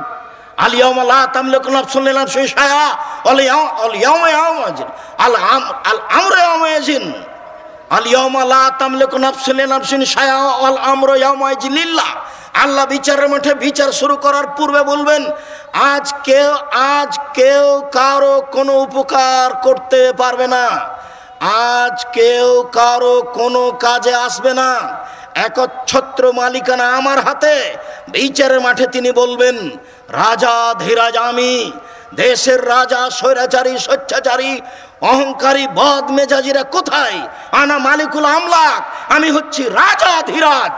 সেদিন এই কথা ঘোষণা দিয়ে তিনি বিচার আরম্ভ করবেন। সেদিন বাপ বেটি বুঝতে পারবে এইভাবে অন্যায় করা কি জিনিস, এইভাবে গার্মেন্টসের সময় কাটানো কি জিনিস। আমি মেয়েদের মান মর্যাদার বিরুদ্ধে কখনো বলিনি, আমি মেয়েদের মান মর্যাদার রক্ষার জন্যই বলেছি, তাদের বিরুদ্ধে আমি কোনোদিন বলিনি। তবে যারা এইসব জায়গায় আছে জব তাদেরকে দিতে হবে, এ কথাই ঠিক। বরং আমি এ কথাই বলেছি, রাসূল সাল্লাল্লাহু আলাইহি সাল্লাম বলেছেন, মেয়েদের জন্য জান্নাতের সব দরজা খোলা যদি মেয়েরা 4টা কাজ করতে পারে। যদি মেয়েরা 4টা কাজ করতে পারে তাহলে জান্নাতের সব দরজা খোলা। 1, 5 ওয়াক্ত সালাত আদায় করবে। 2, রমজান মাসের রোজা সিয়াম পালন করবে। 3, স্বামীকে মেনে চলবে। 4, জরুরি প্রয়োজন ছাড়া বাইরে যাবে না। 1, 5 ওয়াক্ত সালাত আদায় করবে। 2, রমজান মাসের সিয়াম পালন করবে। 3, স্বামীকে মেনে চলবে। 4, জেনায় লিপ্ত হবে না। যদি এই 4টা কাজ তারা করে যায় ঠিক মতো, তাহলে তাদের জন্য জান্নাতের সব দরজা খোলা। 1, 5 ওয়াক্ত সালাত আদায় করবে। 2, রমজান মাসের রোজা থাকবে। 3, স্বামীকে মেনে চলবে। 4, জেনায় লিপ্ত হবে না। যদি দুর্ঘটনা হয়ে যায় তাহলে আজ থেকে তওবা করতে হবে। মানুষ যদি তওবা করে তাহলে তার অতীতের পাপকে আল্লাহ নেকি দিয়ে পাল্টে পূর্ণ করে দেন। ওই পাপ নেকিতে পূর্ণ হয়ে যায়। তওবা করে কে? আল্লাহকে জেনে শুনে তার কাছে ক্ষমা চাই কে? সর্বশক্তিমান তিনি, ক্ষমা করতে পারেন তিনি, শাস্তি দিতে পারেন তিনি। এই স্বীকৃতি দিয়ে যদি কেউ ক্ষমা চায় তাহলে সত্য সত্যই আল্লাহ বলেছেন যেটা সেটাই বাস্তবায়ন হবে, তার পাপ নেকিতে পূর্ণ হবে। অতএব অতীতকে হিসাব করে আল্লাহর কাছে ক্ষমা চাওয়ার জন্য তোমাকে বলছি, এই উপস্থিত মেয়ে তুমি সাবধান হও, সতর্ক হও। আপনাকে বলছি, ব্যবস্থাপনা আপনি নিয়েছেন, পদক্ষেপ আপনি নিয়েছেন, মেয়ে আপনার, জবাব আপনাকে দিতে হবে। সম্মানিত দিনী ভাই বোন, বলছিলাম সুদ চিরদিনের জন্য হারাম। রাসূল সাল্লাল্লাহু আলাইহি সাল্লাম বলেন, যে সুদ খায় তার উপরে অভিশাপ, যে সুদ দেয় তার উপরে অভিশাপ, যে সুদের কথা লিখে তার উপরে অভিশাপ, যে সুদের উপরে সাক্ষী থাকে তার উপরে অভিশাপ। এরা সবাই সমান। যে সুদ দেয় তার উপরে অভিশাপ, যে সুদ নেয় তার উপরে অভিশাপ, যে সুদের কথা লিখে তার উপরে অভিশাপ, যেই সুদের উপরে সাক্ষী থাকে তার উপরে অভিশাপ। ব্যাংকে টাকা রাখতে গেলে সাক্ষী লাগে, একজন নেয়, একজন লিখে, আর একজন সাক্ষী থাকে। শেষের বাক্যে রাসূল সাল্লাল্লাহু আলাইহি সাল্লাম বলছেন সবাই সমান। হাদিস মুসলিম। বাঁচার কোনো পথ নেই এখানে। নিরুপায় হয়ে যেটা চলে আসছে সেটা আর নিজে থেকে সুদ গ্রহণ করা, দুইটা এক নয়। সম্মানিত দিনী ভাই বোন, আব্দুল্লাহ ইবনে হানজালা আল গাসিল তিনি বলেন, রাসূল সাল্লাল্লাহু আলাইহি সাল্লাম বলেছেন, মায়াকুল দিরহাম ওয়া ওয়াহিয়া আলাম আসাদু মিন সিত্তাতি ওয়া সালাসিনা জিনিয়া। কেউ যদি জেনে শুনে 1 টাকা সুদ খায়, 36 বার জেনা করে যত পাপ হবে, 1 টাকা সুদ খেলে তার চেয়ে বেশি পাপ হবে। সবচেয়ে ন্যাক্কারজনক, নোংরা, গর্হিত পাপ হচ্ছে জেনা। আবু যার গেফারি রাদিয়াল্লাহু তাআলা আনহু বলেন, আমি একদা আল্লাহ রাসূলের পাশে আসলাম, দেখলাম তিনি ঘুমিয়ে, আমি ফিরে চলে গেলাম। আবার আমি আসলাম, তিনি আমাকে দেখে বলছেন, আবু যার গেফারি শোনো, কেউ যদি বলে লা ইলাহা ইল্লাল্লাহ তাহলে সে জান্নাতে চলে গেছে।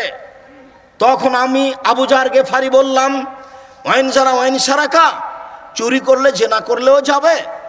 আল্লাহর নবী বললেন, ওয়াইন জানা ওয়াইন সারাকা, চুরি করলে জেনা করলেও যাবে।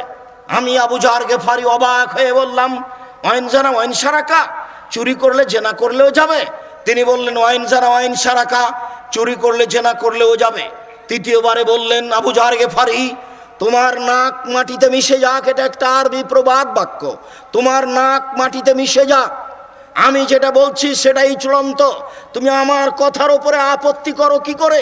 আমি বলছি, মানুষ যদি বলে লা ইলাহা ইল্লাল্লাহ তাহলে সে জান্নাতে যাবে। যদি লা ইলাহা ইল্লাল্লাহ টিকে, পাপ হয়ে গেলে তওবা করতে হবে। তওবা করলে মানুষ ঠিক হয়ে যায়, এ কথাই ঠিক। আপনি, আপনার জেনা ঘটে গেছে, তওবা করেন। আপনি 1 টাকা সুদ খেয়ে ফেলেছেন, তওবা করেন। আবারও এইটা একটু স্পষ্ট করে আপনাকে বলি, সম্মানিত দিনী ভাই বোন, সুদ মানুষের সাথে জড়িত পাপ নয়, আল্লাহর সাথে জড়িত পাপ। সুদ যত বড়ই পাপ হোক না কেন, রাসূল সাল্লাল্লাহু আলাইহি সাল্লাম বলেন, আর রিবা সাবুনা জুজান, আইসা রহায়ন করা জল উম্মাহু, সুদের পাপের 17টি ভাগ রয়েছে। ছোট ভাগ হলো মার সাথে জেনা করলে যত পাপ হয়। দেখেন ভাষাটা কেমন, পাপের যত আলোচনা আছে পাপের যত আলোচনা আছে, নামাজ না পড়লে মানুষ পাপী হয়, রোজা না করলে মানুষ পাপী হয়, গান বাজনা শুনলে মানুষ পাপী হয়, মহিলারা বেহায়া হয়ে চললে পাপী হয়। এই যত পাপের ভাষা আল্লাহর নবী উল্লেখ করেছেন, তাতে সুদ খাওয়ার পাপের ভাষা যেভাবে উল্লেখ করেছেন, এত কঠোর ও কঠিনভাবে, কেমন ভাবে এই ভাষা তিনি আর কোনো পাপের ব্যাপারে উল্লেখ করেননি। যে 1 টাকা সুদ খেলে 36 বার জেনা করলে যত পাপ হয়, তার চেয়ে বেশি পাপ হবে। আবার তিনি বলছেন সুদের 70টা স্তর আছে পাপের, সবচেয়ে বড়, ছোট হতে হতে হতে সবচেয়ে ছোট, বড় হতে হতে হতে সবচেয়ে বড়। সবচেয়ে সুদের ছোট পাপ হলো মার সাথে জেনা করলে যেমন পাপ হয়। দেখেন তো ভাষাটা কেমন। মানুষ কি সহজে মায়ের সাথে জেনা করবে? মায়ের সাথে জেনা করা কি যেমন তেমন কথা? এটি কোনো স্বাভাবিক কথা? এটি কি সমাজে বলার মতো হিসাব? এরপরে রাসূল সাল্লাল্লাহু আলাইহি ওয়াসাল্লাম এইভাবে বললেন, তার মানে সুদের পাপটা কত ঘৃণিত ভয়াবহ পাপ। এরপরেও বলছি আপনাকে, মানুষের হক নষ্ট পাপ এইটা নয়। মানুষের বদনাম গীবাত করেছেন, যতদিন পর্যন্ত তার হাত ধরে ক্ষমা না নেবেন ততদিন পর্যন্ত এই পাপ ক্ষমা হবে না। দিন রাত কান্নাকাটি করলে, তোবা করলেও, রিক্সাতে চড়ে বাড়ির পাশে গিয়ে নেমে রিক্সাওয়ালাকে বলছেন কত টাকা ভাড়া, ও বলল 50 টাকা ভাড়া, 100 টাকা ভাড়া। ক্ষমতার ভিত্তিতে 1 থাপ্পড় মেরে দিলেন আর বলেন, এই বেটা 20 টাকা ভাড়া, তুমি 100 টাকা চাও, নেও 20 টাকা।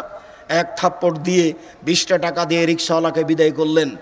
বাকি জীবন যদি কাবা ঘরের গিলাপ ধরে কান্নাকাটি করেন, আল্লাহ আমি রিক্সাওয়ালাকে একটা থাপ্পড় মেরেছিলাম, তুমি আমাকে মাফ করে দাও, মরা পর্যন্ত কাবা ঘরের গিলাপ ধরে কান্নাকাটি করলে এই পাপ ক্ষমা হবে না।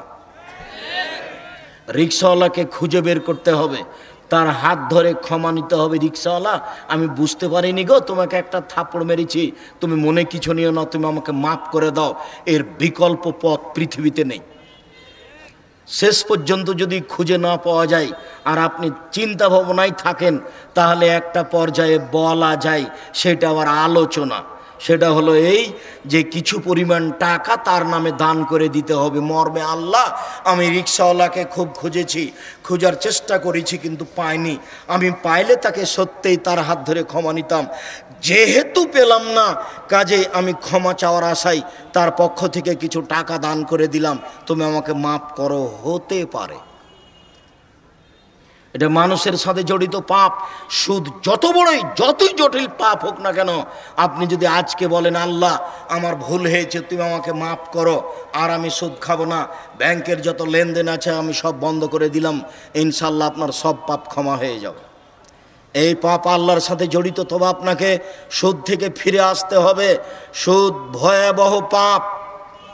রাসূল সাল্লাল্লাহু আলাইহি ওয়াসাল্লাম বলেন, সামরা ইবনে জুনদুবের বিবরণ, এক খেয়ালে আমার দিকে চেয়ে থাকবেন। আমি একটা লম্বা হাদিস অনুবাদ করছি, যার এক পর্যায়ে আমি সুদের কথা বলবো।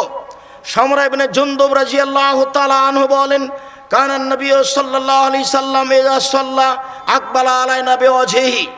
রাসূল সাল্লাল্লাহু আলাইহি সাল্লাম যখন ফজরের সালাত আদায় শেষ করতেন, তখন তিনি আমাদের মুখামুখি হয়ে বসতেন। মুখামুখি হয়ে বসে জিজ্ঞাসা করতেন, হাল রাহাতুম মিনকুম রুয়া, তোমাদের কেউ স্বপ্নে কিছু দেখেছে কি? ফাইন রাহাতুন কাসাহা, কেউ যদি স্বপ্নে কিছু দেখতো তাহলে সেটা বলতো, জি হ্যাঁ আল্লাহর নবী আমি এই স্বপ্নে দেখেছি। ফায়াকুলো মাশা আল্লাহ তাআলা, তখন আল্লাহর নবী ওই স্বপ্নের তাবির করে দিতেন, হ্যাঁ তোমার স্বপ্নের ফল হলো এই, তোমার স্বপ্নের ফল হলো এই, তোমার স্বপ্নের ফল হলো এই, এইভাবে তিনি তাবির করে দিতেন। ফাসালানা ইয়াওমান, একদিন ফজরের সালাত শেষে তিনি আমাদের জিজ্ঞাসা করলেন, হাল রাহাতুম মিনকুম লাইলাতা রুয়ান, গত রাত্রে তোমাদের কেউ স্বপ্নে কিছু দেখেছে কি? কুলনা লা, আমরা বললাম জি না আল্লাহর নবী, আমরা গত রাত্রে স্বপ্নে কেউ কিছু দেখিনি।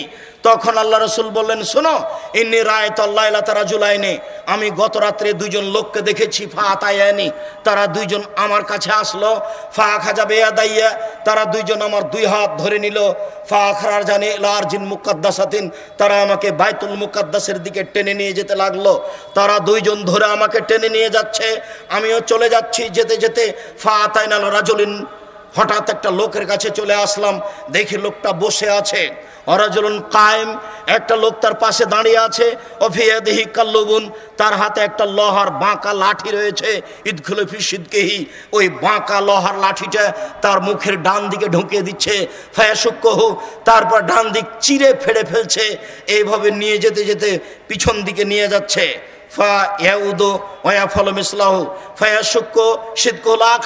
আবার এটা লাঠি নিয়ে যে বাম দিকে লাগাচ্ছে, এই বাম দিকের মুখকে চিরে ফেড়ে পিছন দিকে নিয়ে যাচ্ছে। তারপরে দিক থেকে লাঠি খুলে ডান দিকে নিয়ে আসতে আসতে দেখা যাচ্ছে যে ডান দিক যেমন ছিল তেমন পূর্ণ ঠিকঠাক হয়ে গেছে। আবার লাঠি ঢুকিয়ে চিরে ফেলছে, আবার লাঠি বের করে বাম দিকে লাগিয়ে চিরে ফেলছে। দৃশ্য দেখে আমি অবাক হয়ে গেলাম। আমি বললাম, মা হাজা, এ কি দৃশ্য? কালা, তারা দুইজন বললেন, ইনতালেক, চলতে থাকেন। আমি আর কিছু না বলে তাদের সাথে চলতে থাকলাম। চলতে চলতে ফাতাইনা আলা রাজুলিন মুস্তাজিন আলা কাফাহু, চলে আসলাম একটা লোকের পাশে।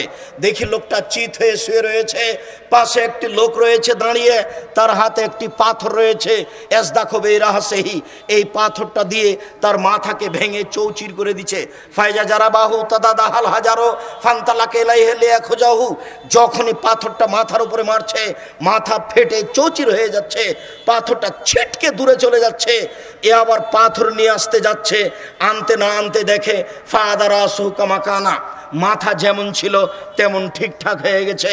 আবার মারছে, আবার মাথা ফেটে যাচ্ছে, পাথর দূরে চলে যাচ্ছে। দৃশ্য দেখে আমি বললাম, মা হাজা, এ কি দৃশ্য? কালা, তারা দুইজন বললেন, ইনতালেক ফান্তালাক, না, চলতে থাকেন। আমি কিছু না বলে তাদের সাথে চলতে থাকলাম। চলতে চলতে ফাতাইনা আলা নাকবিন মিসলিত তান্নুরে, একটা গর্তের কাছে চলে আসলাম, চুলার মতো গর্ত। এখন যে তন্দুরি রুটি বানানোর যে চুলা আছে, উপরে একটু চিকন আর নিচের দিক প্রশস্ত, এরকম একটা চুলার পাশে চলে আসলাম। তাতাওয়াক্কাদুনার, দেখি চুলার ভিতরে ধাঁধা ধাঁধা করে আগুন জ্বলছে। ফাইজা ইরতাফাউ, যখন আগুনটা জোরে জ্বলে উঠছে, তখন ওর ভিতরে যা কিছু আছে সব উপরে উঠে যাচ্ছে, মনে হচ্ছে যেন বাহিরে বের হয়ে পড়ে যাবে। ফাইজা খামেদাতরা যাও ফিহা, যখন আগুনটা একটু কমে যাচ্ছে, সব নিচের দিকে চলে যাচ্ছে।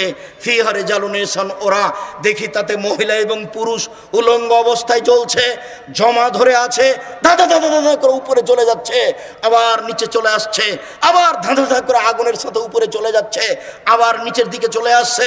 দৃশ্য খুব অবাক। আমি দৃশ্য দেখে বললাম, মা হাজা, এ কি দৃশ্য? এমন তো দৃশ্য আমি কোনোদিন দেখিনি। তারা দুজন বলেন, ইনতালেক, চলতে থাকেন। ফান্তালাক, না, কিছু না বলে চলতে থাকলাম। চলতে চলতে চলে আসলাম আলা নাহারিন মিন দামিন, একটা রক্তের নদী। নদীতে পানি নেই, শুধু রক্ত রক্ত। সে নদীর ওপরে চলে আসলাম। দেখি রক্তের নদীর পাশে একটা লোক দাঁড়িয়ে আছে, তার হাতে একটা পাথর রয়েছে, আর রক্তের নদীর মাঝামাঝিতে একটা লোক রয়েছে। কুল্লামা আরাদা একরোজা রামা রাজুলো ফিফিহে ফারাদ্দাহাই শোকানা, যতবার লোকটা সাঁতার দিয়ে রক্তের নদী থেকে উঠে যাওয়ার চেষ্টা করছে, ততবার পাশের লোকটা তার মুখের উপরে পাথর মেরে তাকে রক্তের নদীর মাঝামাঝিতে করে দিচ্ছে। যতবার চেষ্টা করছে, ততবার মুখের উপরে পাথর মেরে তাকে রক্তের নদীর মাঝামাঝিতে করে দিচ্ছে। দৃশ্য দেখে অবাক হয়ে গেলাম। আমি বললাম, মা হাজা, এ কি দৃশ্য? কালা, তারা দুইজন বলেন, ইনতালেক, চলতে থাকেন। ফান্তালাক, না, কিছু না বলে চলতে থাকলাম। চলতে চলতে চলে আসলাম আলা রাউজাতিন খাজরা, বিশাল এক বাগান, সুন্দর ঝকঝকে চকচকে বাগান। অফিহা সাজারাতুন আযীমা, সেই বাগানে একটা বিশাল বড় গাছ। অফিহা আসলি সাজারে শায়খুন, দেখি সেই গাছের পাশে একটা বৃদ্ধ মানুষ। ওরাজুলিন কারিবুন মিনাস সাজারাতে, গাছ থেকে দূরে একটা লোক রয়েছে, তার হাতে এখন লোহার লাঠি রয়েছে। ইউকুদুন নারা, ও বারবার লোহার লাঠি দিয়ে আগুনকে উত্তেজিত করছে। ফাসায়দা বিয়া সাজারাতা, তারা দুইজন আমাকে গাছের উপর দিকে নিয়ে চলে গেল। গাছের মাঝামাঝিতে একটা ঘরে ঢুকিয়ে দিল। মা রায় তো হাসানা কাত্ত, আমার জীবনে আমি এত সুন্দর ঘর দেখিনি। অবাক ঘর, ঝকঝক ঝকঝক করছে। ও ফিহেরে জালুন ও নেশাউন, ফিহেরে জালুন ও নেশা ও সিবিয়ান ও আশেক শাইখ, তাতে আছে বৃদ্ধ মানুষ, তাতে আছে মহিলা, তাতে আছে পুরুষ, তাতে আছে যুবক মানুষ। তারা দুইজন আমাকে সেই ঘর থেকে বের করে নিয়ে ওই গাছের আরো উপর দিকে নিয়ে চলে গেল। ওয়াদ খালানি দাঁড়ান, আর একটা ঘরে ঢুকিয়ে দিল। এ হাসান আফজাল, এই ঘরটা আগে আগের ঘরের চেয়ে অনেক অনেক অনেক বেশি উত্তম। এটার কথা এটার বিবরণ দেওয়াই যায় না, এমন অবাক ঘর। দেখি সেখানে যুবক আর বৃদ্ধ মানুষ আছে। এইটা দেখার পরে আমি তাদের দুইজনকে বললাম, আখবেরিনি আমার আয়াতুল্লাইলাতা। আচ্ছা ঠিক আছে, তোমরা দুইজন আমাকে বলে দাও এই দীর্ঘ সময় ধরে কি দেখলাম, এগুলি কি? কালা নাম। তারা দুইজন বলল, জি হ্যাঁ, আপনাকে সব বলে দেব, আপনি শোনেন এগুলো কি দেখলাম। আপনারা একটু এক খেয়ালে চেয়ে থাকবেন, এখন সব বিবরণ আসবে। এতক্ষণ পর্যন্ত কি দেখা গেল? কেউ কারো গায়ে হাত দিয়ে থাকবেন না। এই যুবক, তুমি সাবধান হও, তুমি আর একজনের সাথে কথা বলছো মনে হয়। তুমি আমার দিকে এক খেয়ালে চেয়ে থাকবা, পাখি যেন মনে করে তুমি পাথর। 19-20 জন আমি বুঝতে না পারি। সম্মানিত দিনী ভাই বোন, আপনারা যে যেখানে আছেন সবাই কথার দিকে লক্ষ্য করুন। আমাকে দেখতে পান আর না পান, আমি আপনার জন্য এসেছি, এটা আপনি মনে রাখবেন। বিচারের মাঠে আমি বেঁচে যাওয়ার জন্য বলবো, আমি গাজীপুর জেলা সম্মেলনে ডাক দিয়ে আমি উপস্থিত হয়েছিলাম। আপনার কাছে কি জবাব আছে তা আমি জানি না, তবে আপনার কাছে কোনো জবাব নেই, এ কথাই ঠিক। আমি কেসা কাহিনী বলতে আসিনি। 1990 সাল থেকে আমি মাঠে আছি। এই দীর্ঘ 30 বছরে আমি কোনোদিন অপ্রয়োজনীয় বাক্য বলিনি। সম্মানিত দিনী ভাই বোন, আমি কোনোদিন কোনো মাযহাবকে লক্ষ্য করে কথা বলিনি। আমি কোনোদিন কাউকে নিন্দা করে কথা বলিনি। আমি কোনোদিন জনগণকে হাসানোর জন্য কথা বলিনি। আমি বলেছি এই দেশের মাটিতে শতকরা 95 জন বক্তা মিথ্যুক, শতকরা 98 জন মুফাসসির মিথ্যুক। তবে আমি বলিনি ইনি মিথ্যুক, এই কথা আমি বলিনি।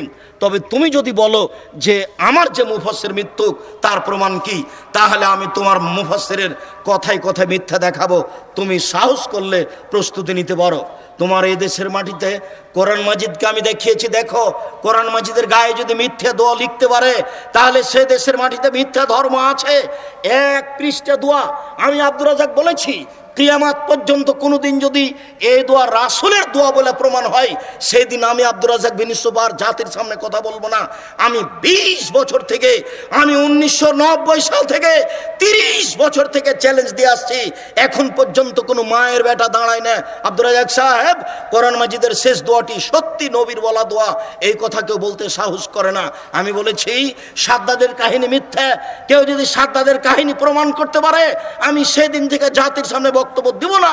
আমি বলেছি কোরআন মাজিদ বলতে হবে, কোরআন শরীফ নয়। কেউ যদি কোরআন শরীফ প্রমাণ করে দিতে পারে, আমি সেদিন থেকে জাতির সামনে বক্তব্য দিব না। আমি জাতির সামনে বলেছি যে আল্লাহর নবী যে রাস্তা দিয়ে হাঁটতেন, সে রাস্তায় বুড়ি কাঁটা পুঁতে রাখতো। একদিন নবী দেখলেন রাস্তায় কাঁটা নেই, নবী ভাবলেন বুড়ির কিছু হয়েছে। এই ঘটনার সত্যতা প্রমাণ হলে আমি জাতির সামনে কথা বলবো না। সম্মানিত দিনী ভাই বোন, ধর্মের নামে এদেশের মাটিতে মিথ্যা কথা আছে, যার কারণে মানুষ কোরআন মাজিদের গায়ে মিথ্যা দোয়া লিখে দিতে পারে। সে কত বড় দোয়া, 1 পৃষ্ঠা যাবত। এইদিকে আছে একটা ছোট দোয়া, দো খাতমিল কোরআন।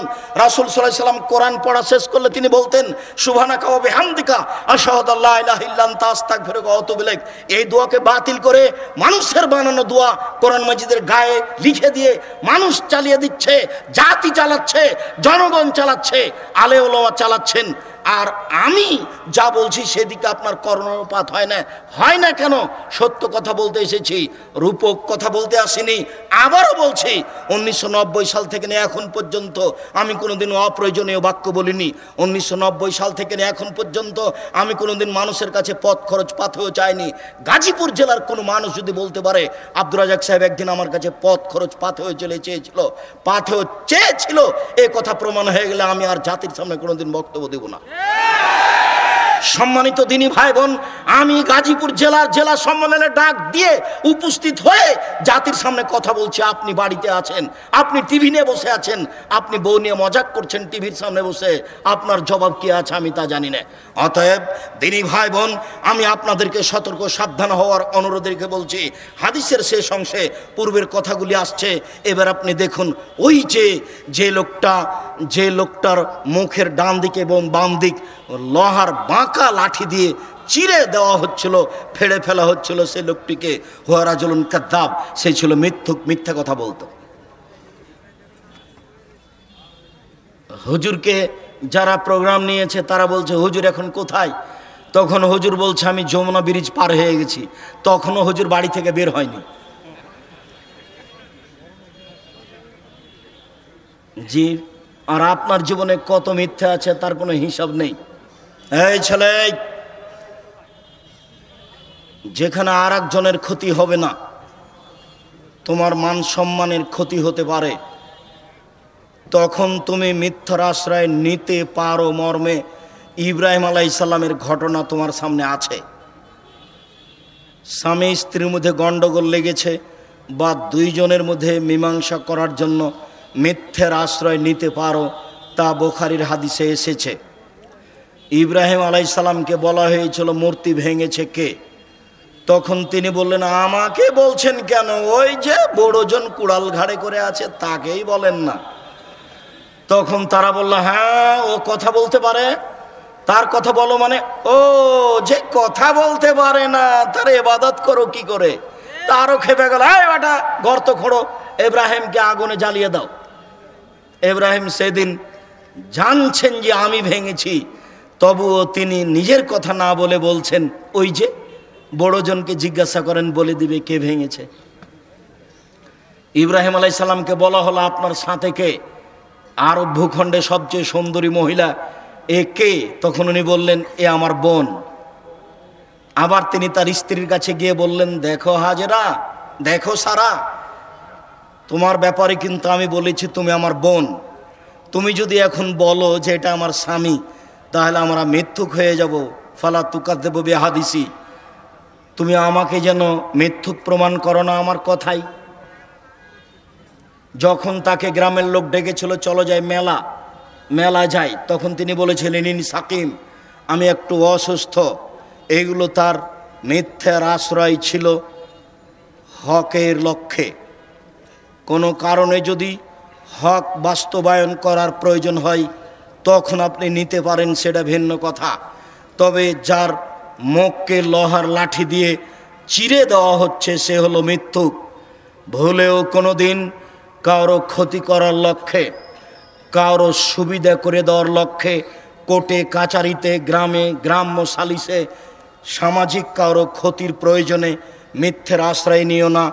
এরকম হতে থাকবে ইউফালু বিহি ইয়াউমাল কিয়ামা। বিচার যতদিন পর্যন্ত না হচ্ছে ততদিন পর্যন্ত তার মুখকে চিরে ফেলা হবে এইভাবেই। ও রাজুলুন নিস্তাখ বেহরাসু, আর ওই যে লোক যার মাথাকে পাথর দিয়ে লোহা দিয়ে ভেঙে চৌচির করা হচ্ছিল, রাজুলুন আলেম, উনি হচ্ছেন মাওলানা মানুষ। কোরআন হাদিস জানতেন কিন্তু আমল করতেন না। জানা মানুষ আমল করতেন না, যার কারণে এইরূপ করা হচ্ছে। যারা কোরআন হাদিস জানে আমল করে না, তার অবস্থা কি হবে? সাতক্ষীরায় একজন মাওলানা সাহেবের বাড়িতে গেলাম, তো আমি বসে আছি বাড়ির বারান্দায়। কিছুক্ষণ পরে তার স্ত্রী আসলো বাড়ির ভিতরে। তিনি বললেন, ইনি আপনার ভাবি। তা আমি বললাম, বাহিরে ঘুরে এইভাবে? জি। তারপর কিছুক্ষণ পরে আরও কথা। তা আমি বললাম যে আপনি আমাদের রাজশাহীতে গিয়ে পর্দার বক্তব্য দেন কিভাবে? এটা কেমনে চলে? আমি অহংকারও করিনি, গৌরবও করিনি, আল্লাহ মাফ করো, আমি তো বাড়ি দেখতে বলেছি। যদি 19-20 বোঝা যায় জাতির সামনে আসবো না। নতুন কথা নয়, কথায় কথায় ওই কথা নিয়ে আসছি, আর আপনাকে পরীক্ষা করার জন্য যেতেও বলছি। সম্মানিত দিনী ভাই বোন, আমি অনুরোধ জানাচ্ছি, যারা আপনারা যেটুকু জানেন সেটুকু অনুযায়ী আমল করার চেষ্টা করবেন। জেনে যদি আমল না করেন তাহলে অবস্থা এই হবে। আমি বললাম সূরা ইখলাস 3 বার পড়লে একবার কোরআন মাজিদ পড়ার সমান নেকি হবে। আজকে এটা জেনে নিলেন, এরপরে একদিনও পড়ার সময় হলো না, বলেন আপনার কি হবে? জেনে আমল করে না যেই, তারই এই অবস্থা। তারপরে দেখলেন ওই যে গর্তের মধ্যে ধাঁধা ধাঁধা করে আগুন জ্বলছে, অহমদ জনাত, তারা হচ্ছে ব্যভিচারণী। যারা দুনিয়াতে ব্যভিচারে জেনায় লিপ্ত হয় তাদের এই অবস্থা। রাসূল সাল্লাল্লাহু আলাইহি সাল্লাম অন্য এক বর্ণনায় বলেছেন, 2 জন ফেরেশতা আমার কাছে আসলেন। 2 জন এসে আমার 2 হাত ধরে টেনে নিয়ে যেতে লাগলেন। হঠাৎ দেখি অনেক মানুষ বিশাল বিশাল বিশাল আকৃতি, ফুলে ফেঁপে উঁচু উঁচু হয়ে আছে, কেউ 20 হাত 30 হাত 40 হাত উঁচু হয়ে আছে। গন্ধে তাদের পাশে টিকা যায় না, মনে হচ্ছে যেন গ্রামের টয়লেট, মনে হচ্ছে যেন গণশৌচাগার। আমি বললাম, জিব্রাইল মান হাউলায়ে, এরা কারা যারা ফুলে ফেঁপে মোটা মোটা হয়ে আছে, গন্ধে টিকা যায় না? জিব্রাইল আলাইহিস সালাম বললেন, ওহমুজ জনাত, এরা হচ্ছে বেভিচার বেভিচারনি। সম্মানিত দিনী ভাই বোন, এইখানে গর্তের মধ্যে যারা উলঙ্গ অবস্থায় ধাঁধা ধাঁধা করে জ্বলছে, উপরে চলে যাচ্ছে, আবার আগুন কমে গেলে নিচে আসছে, তারা হচ্ছে বেভিচার বেভিচারনি। যুবক, তোমার যদি জেনা হয়ে থাকে, তুমি আজকে সিদ্ধান্ত পরিবর্তন করো, তুমি তওবা করো, তুমি তার নাম্বার কেটে দাও, তুমি আর তার নাম্বার কোনোদিন ব্যবহার করো না। তোমাকে জোরালোভাবে বলছি, এই বৈঠকে যত মেয়ে আছো, এই মাইকের আওয়াজ যত দূর পর্যন্ত যাচ্ছে, তোমাদেরকে বলছে, মেয়ে শোনো, এই মেয়ে কার সাথে কথা বলো তুমি, এদিকে শোনো, তোমাকে বলছি, তুমিও হাজারো পুরুষকে ধ্বংস করেছো। যে যুবকের নাম্বার তোমার মোবাইলে আছে, সে নাম্বার তুমি কেটে দাও, তুমি আর জীবনে কোনোদিন ওই নাম্বারে কথা বলো না। আর যুবক, তোমাকে বলছি, তুমি যদি আজকে রাত্রে ঘরে শোও, তোমার ঘরে যদি কেউ না থাকে, তুমি এখানে তওবা করেছো, আমি তার সাথে আর কথা বলবো না, মোবাইলটা রেখে তুমি ঘুমাতে যাচ্ছ, 10 মিনিট পরে তোমার ধীরে হাতটা মোবাইলে চলে যাবে, তোমার ওয়াদা ভেঙে যাবে।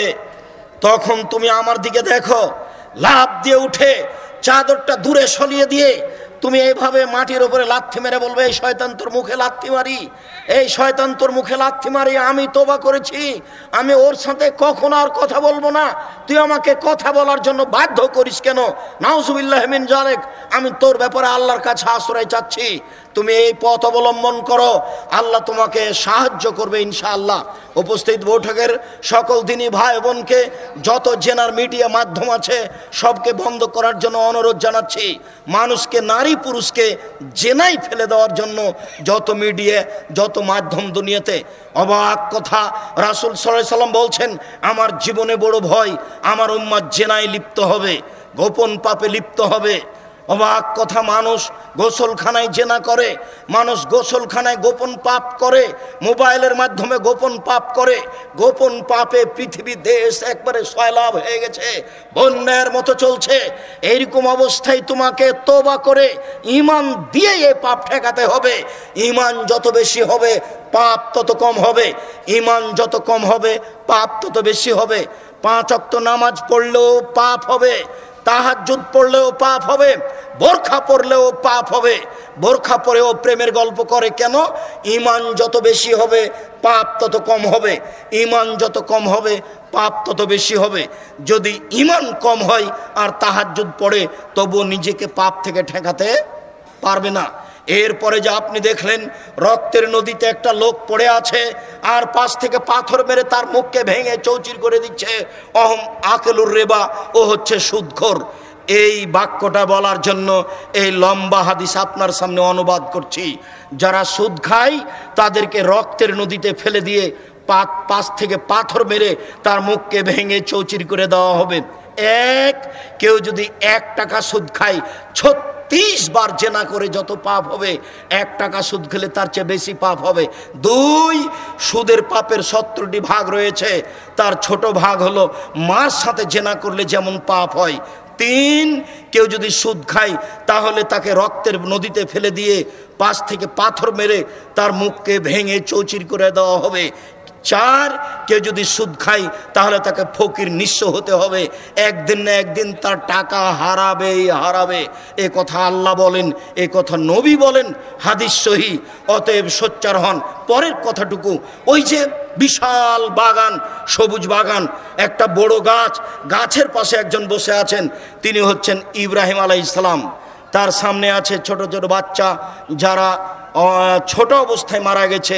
হিন্দুর আর মুসলমানের সবার ছোট বাচ্চা জান্নাতে যাবে। ওই যে পাশে একটা লোক, হাতে একটা লোহার লাঠি আছে, আগুনকে উত্তেজিত করছে, ও হচ্ছে মালিক ও খাজিনী নারে জাহান্নামের মালিক, আগুনকে উত্তেজিত করছে। এরপরে বলছে, এই যে আমি আপনার ডান হাত ধরে আছি, আমি হলাম জিব্রাইল। এই যে আপনার বাম হাত ধরে আছেন, ইনি হচ্ছেন মেকাইল। আমরা হচ্ছি জিব্রাইল আর মেকাইল। আপনি একটু মাথাটা উপর দিকে করেন। আমি মাথা উপর দিকে করলাম, দেখি মিসলুজ্জল্লাহ, খুব সুন্দর ঝকঝকে টকটকে ঘর। তারা দুইজন বললেন, জাকা মানজেলোকা, এটা আপনার ঘর। তখন আমি বললাম, দানি আদখলো মানজেলি, তাহলে আপনারা দুইজন আমাকে ছেড়ে দেন, আমি আমার ঘরে চলে যাই। তখন তারা দুইজন বললেন, লা বাকি এলাকা উমরুন, আপনার বয়স বাকি আছে। এই যাই ইস্তাকমাল তাহ আতাইতা মানজেলাকা, যখন আপনার বয়স শেষ হয়ে যাবে তখন আপনি এই জান্নাতে চলে আসবেন। রাহুল বুখারী। এই বুখারী গ্রন্থ থেকে হাদিসটা অনুবাদ করছিলাম, সুদ ভয়াবহ পাপ। সম্মানিত দিনী ভাই বোন, যদি আরও কিছু বলবো মনে করছিলাম, তো নিজেকে ক্লান্ত মনে করাই, মনে কিছু নেবেন না। আপনার সাথে জরুরি কথাগুলি আবারও পুনরায় বলি। সেগুলি হচ্ছে যে করোনা ভাইরাসকে আপনি যা মনে করেছেন তা নয়। এই ছেলে, আর 2-1 মিনিট থামো। 2, করোনা ভাইরাসের জন্য যেসব পথ অবলম্বন করতে বললাম সেসব পথ অবলম্বন করেন। তার একটি হলো দান। 3, সুদ মহাপাপ, যে কোনো মূল্যে সুদ থেকে বাঁচার চেষ্টা করতে হবে। 4, জামিয়া সালাফের পক্ষ থেকে যত বই পুস্তক আছে, বিশেষভাবে উপদেশ, বিশেষভাবে সলাতের বই, আলহামদুলিল্লাহ অনেক দিন থেকে আমার সাধ ছিল নামাজের উপরে, সলাতের উপরে একটা বই বের করা। তো সেই বইটা বের হয়েছে, রাসূল সাল্লাল্লাহু আলাইহি সাল্লামের সলাত বনাম প্রচলিত সলাত। আর আব্দুল্লাহর তো বই আছে মিন্নাতুল বারি, বাংলা ভাষায় ব্যতিক্রম বই। তাওজিহুল কোরআন তাফসির, ব্যতিক্রম তাফসির তাওজিহুল কোরআন। আর আব্দুল্লাহর আম্মার বই কিছু লেখা আছে, কেন এই নির্যাতন, কি তার প্রতিকার। আর মাসিক আল ইতিসাম ছেড়ে কেউ যাবেন না। 20 টাকা 25 টাকা মাসিক আল ইতিসাম পত্রিকা কেউ ছেড়ে যাবেন না। এবং প্রত্যেক মাসে মাসিক আল ইতিসাম পত্রিকা নেবেন। আপনাদের আন্তরিকতা আমি বুঝব। মাসিক আল ইতিসামের মাধ্যমে সমস্ত দিনী ভাই বোনকে আমাদের বিষয়ভিত্তিক আলোচনা মেনে চলার অনুরোধ জানিয়ে